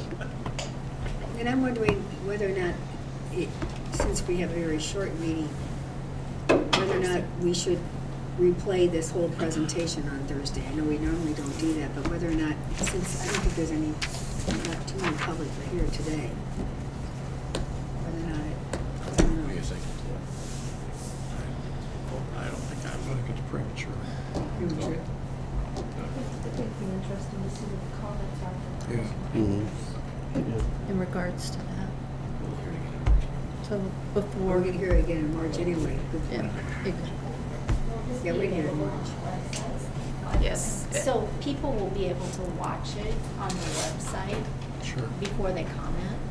Okay, and Sure. And if you have the comment, can you just have that one section so they don't have to go through the entire Yeah, meeting? that would be great. That would be, Like you know, trying to you sift can have the through 8 entire hours meeting, of committee but, meeting. but if you could just have Right. just one No, I section. think that's a good idea. That'd be great. You know, have two different things, have the whole board meeting in one, and this specifically with a link to go to this to listen. Yeah, they do that with other presentations Yeah. or the Okay. president's report, for example, so we can have them do Will the presentation be available as a download? I mean, just the PowerPoint? that. Yes, all materials will be available. All bases covered. Good. Well, thank you very much. Thank you, Brad. Thank you, Brad, great job. That was good. Okay, guys, we have one more presentation. Would you rather break for lunch and come back to the presentation then and the executive session after that? You gotta do it. I'm sorry. Can we eat lunch while the presentation's on? You have to go get lunch, come back, eat it while he's talking. How long is it? I'm up for that. Doesn't matter. We're down to 5 directors. Are we at a quorum still? Yes, 5 is a. Anybody else leaving in the next hour? I'm feeling okay. Yeah, all right. We can't leave. We're stuck. I like my little Adjourn for, You're all by yourself. What does this say? says a lot, Rick, and I Rick, you're embrace enjoying- it. You're welcome to bring Guys, why your don't we name make- tag over here and sit next to me. guys, why don't we take about what, 12:20? Mo, did you want to tee up the FERC update? Sure. Are we live? Yes. Yes, we are. Why can't We typically give a NERC update, a reliability compliance update once a year, and Joe Lang, he's the director of this area, is going to give the presentation, and I'm going to turn it over to you. Thanks, Bob. I'll be the first to say good afternoon. Good afternoon. I want to introduce a couple people that are paramount to our compliance program. Mahmood Safi up front here is our principal compliance engineer, and Mike Nichols toward the back. He does our a lot of our cyber security and physical security compliance items. As Mo stated, we provide an annual report or an annual update on NERC and where we are with things. This ties closely with SD4 that Scott Foch was discussing earlier on reliability. Last year, it was reported to the board that there were no compliance violations and we were in good standing with NERC. And I'm happy to report and proud of our compliance team that, again, we have had no compliance violations in the past year. So things are looking good. A quick just background for everyone to set the stage and understanding. Last month, Steve Bruckner gave an update on FERC and a little bit of background of the structures involved. In 2005, a new Energy Policy Act was approved, and that set the stage for setting up an electric reliability organization, ERO, and the ERO that FERC chose to put into place was and is the North American Electric Reliability Corporation. What set that off primarily, if you recall, back in 2003 there was the Northeast blackout that had some significant impacts in that area. So that was the big impetus for kind of where we are today. NERC has a number of regional entities. The one that the enforcement authority over OPPD is MRO, the Midwest Reliability Organization, and they're located up in St. Paul is where their headquarters are at. What is NERC? How do they operate? So their focus is on ensuring the reliability of the electric system. Adequacy, what they're focused on there is really ensuring adequate generating capacity and adequate transmission capacity. So through their reliability standards, they seek to ensure those items. And also system security, the two main items there are physical security and cyber security. How do they do this? So the reliability standards, they develop and enforce the reliability standards. They also do long-term, interregional, seasonal studies and assessments. System awareness, so they look at situational awareness, various lessons learned, and then they communicate these items often through what they call NERC alerts. Hey Joe, is it possible to raise the microphone? Yes, absolutely. Oh, okay. Project. Oh, Just a little louder. okay, I can do that. Or I could get on my knees. No, alternative. System awareness, again, like I mentioned, the NERC alerts. Education and training, they look at requirements for various certifications. So for example, system operators, the ones that sit and kind of drive the system on a minute-by-minute basis, they ensure that those system operators are properly trained and are certified. The Midwest Reliability Organization, you'll see it in red there. That of course includes Nebraska and OPPD. There are 8 regional entities across the country that in essence report up to NERC, and they are these entities are in essence the enforcement agencies. MRO includes Saskatchewan and Manitoba, so they do, when during MRO meetings you'll see people and folks there from Canada. The SPP regional entity, to distinguish that from the SPP RTO, Regional Transmission Organization. So when we talk about the market, various transmission, construction projects that are going on, that's SPP RTO. SPP regional entity is kind of this NERC type structure on reliability standards. Last year, the SPP board voted to dissolve the SPP-RE. And NERC just last week voted, their board of trustees voted to have nearly all of SPP-RE, the entities that reside under the SPP-RE, will be going to MRO. So if you could picture this, the orange areas becoming red, that's what NERC is proposing to FERC right now, and FERC will likely vote on that sometime mid this year. And then NERC's proposal is that that transition would take place by the end of 2018.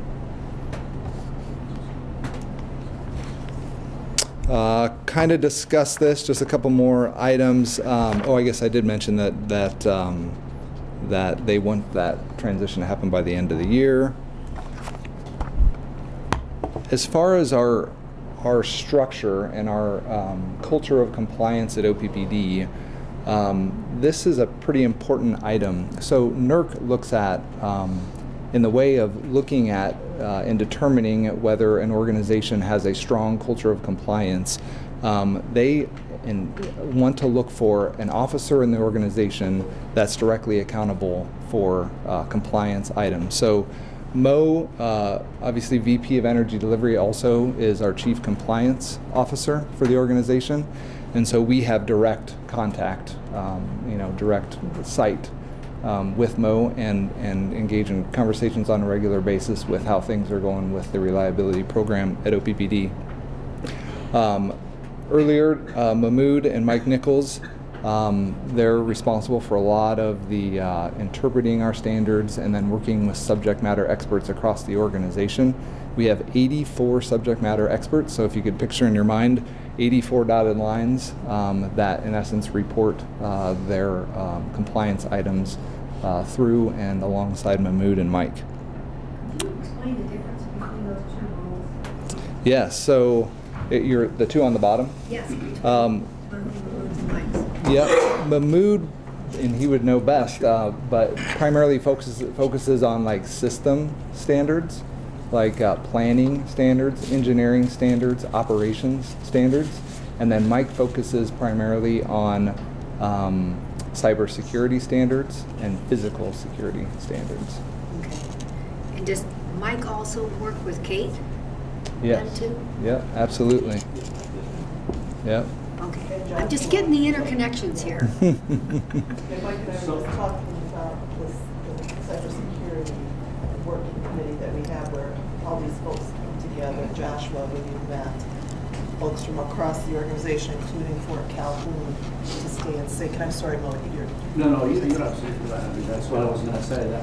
That our teams really work very closely together. Yeah, exactly. Their focus is mainly on the grid and the system, but they're working very closely, and I think the team is becoming really almost one unit now. So good. Thank you. The various entities that have NERC compliance standard responsibilities, obviously energy delivery, as we just discussed, business technology, and building services. The finance area has some folks that have reliability standards that impact them, energy production and decommissioning under Mary, and human capital. There are some folks in human capital that ensure that if we have folks moving around in the organization that have certain permissions, that we handle that properly.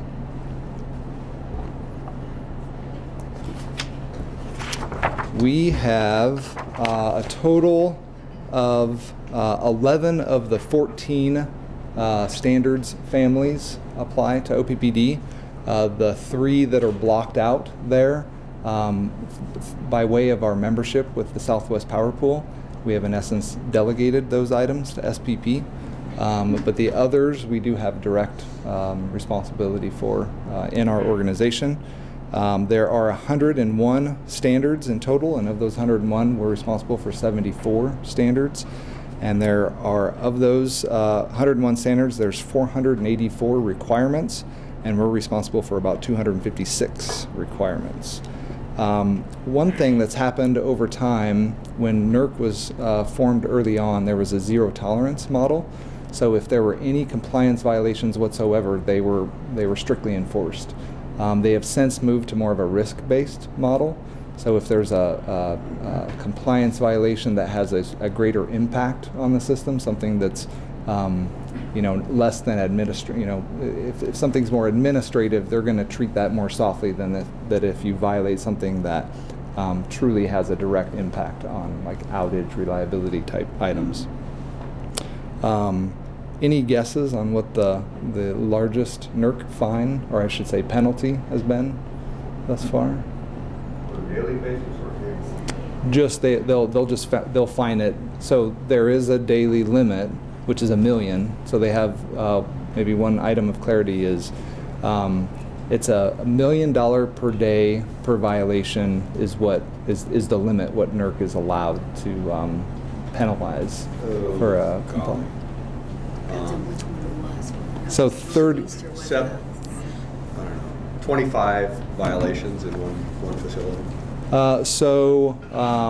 Because they can last for multiple days, the largest one they've issued is 35 million. Back in 2011, there was a Southwest blackout, and there was in 2008, Florida Power and Light had a pretty significant blackout, and that was like a $25 million penalty there. So the penalties can scale up when there are certain situations in violations. So some of the items that we actually have going on, MRO Compliance Oversight Plan, that's a 3-year audit scope plan. So they give us an idea of what will be audited on over the course of the next several years. Of course, that's always subject to change, and those things are dynamic, but it gives us a feel. Event reporting, so any sort of issues that pop up, we'll self-report those, and we're very, we self-report actively, so if we have anything that comes up and we have a shred of thought that it could potentially invoke a violation, we'll report it even if it doesn't, just to make sure that we're have a good standing and clean with MRO. Quarterly self-certification, MRO selects a few standards on a quarterly basis, and we have to report and show that we're in compliance with those standards. And then quarterly reporting are items such as if a transmission line trips, on a quarterly basis, they want to see what sort of relay operations we have every quarter. North American Transmission Forum, this is a group membership that OPPD is part of, and we in May, there's about 35 folks from NATF that will come to OPPD, and we'll go through all of our compliance standards with them, how we're complying with them, and in essence seeking their a peer review from them. So any sort of advice they can give us to improve our program, improve our controls, to make sure that we're have even a tighter structure. We also send folks from OPPD to other entities to participate in NATF peer reviews for others as well. Spring of 2019, we'll have an on-site audit from MRO. So a lot of this is always preparing for those on-site audits that we have every 3 years. So how common are cyber events? Our cyber events? Yeah, how common? So there was a cyber issue that was reported to the board last month, I believe. But that wasn't a violation in any way, just an event, if you will. I shouldn't say event, just something to track. OPPD's had no cyber events. So in essence, as it relates... Yeah, well, I mean, I would assume you're getting pinged all the time by hackers, but that's... So what this is, so absolutely, what this is in essence is the reliability standards. There are certain requirements around OPPD that we are structured in certain ways. We have certain mechanisms in place to guard against cyber threats, and that's what we seek to comply with, seek to meet or exceed those reliability requirements. And if I may add, I think what adds to that too, that this system, the energy management system, is kind of closed for the most part. So it's not tied to the internet, it's not tied to any other systems, which provides that wall to protect the system. But that's not to say that that's not going to happen ever, but it does help. And you see some other countries where they have different systems that are being attacked. So that isolation is by design, and who knows how the future is going to change that. But Joe, you said every 3 years for audits. How'd the last one in 2016 go? Oh, no, we had no violations out of the one in 2016. Great. And then we have a self-audit every year.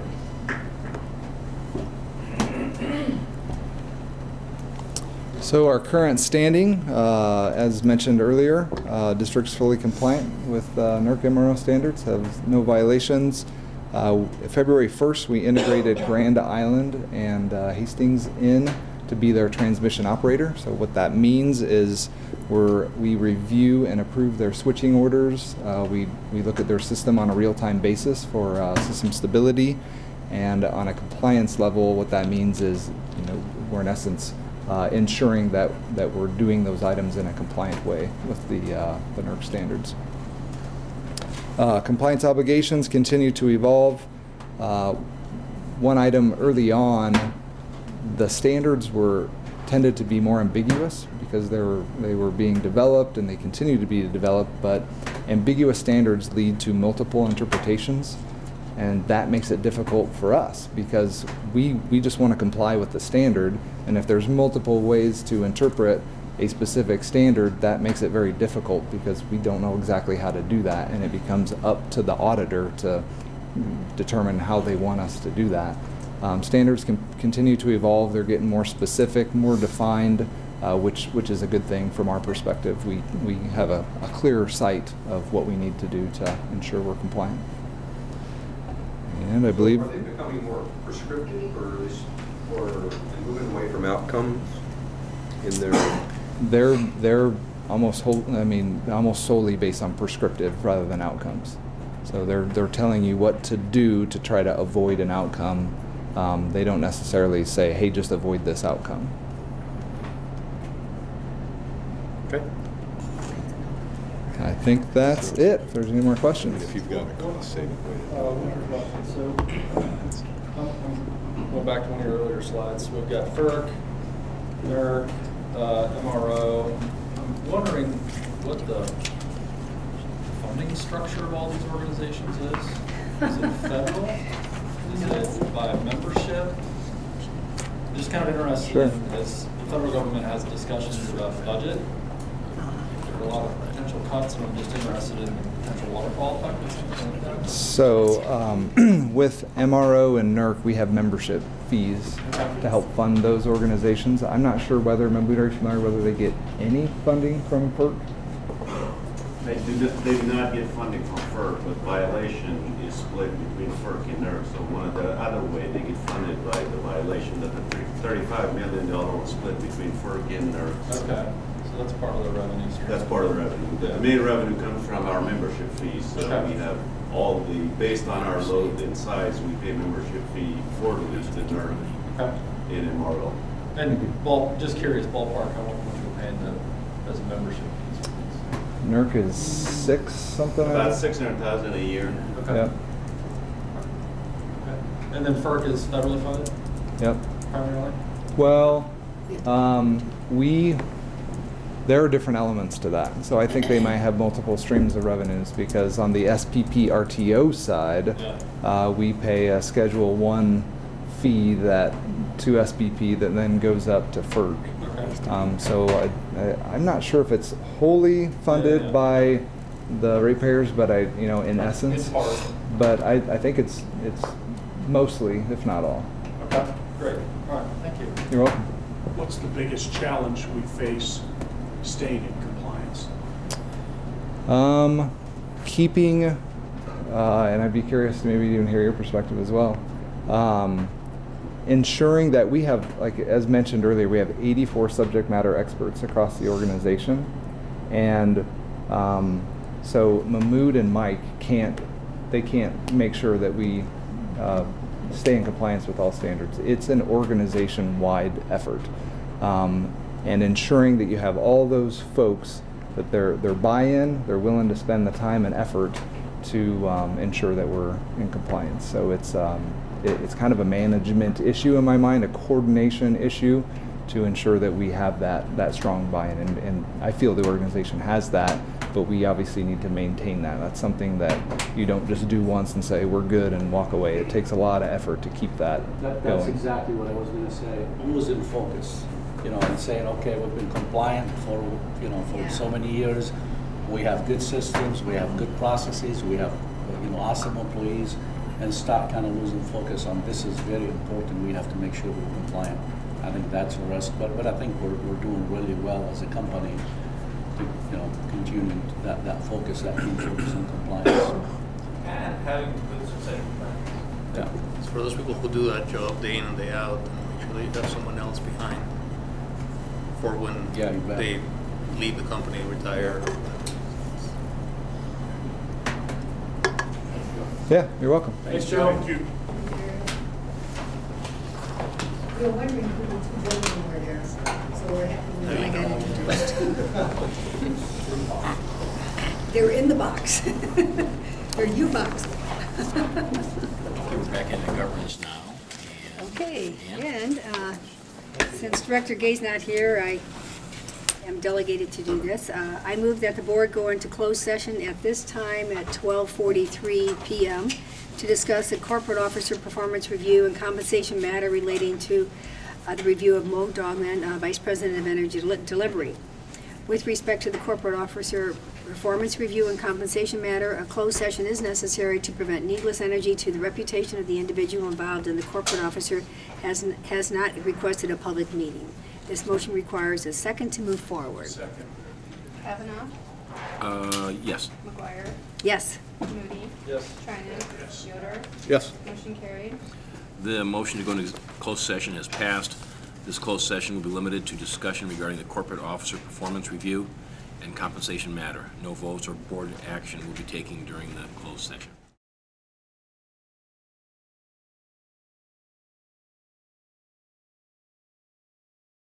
Motion and second is required to reconvene back into open session. So move.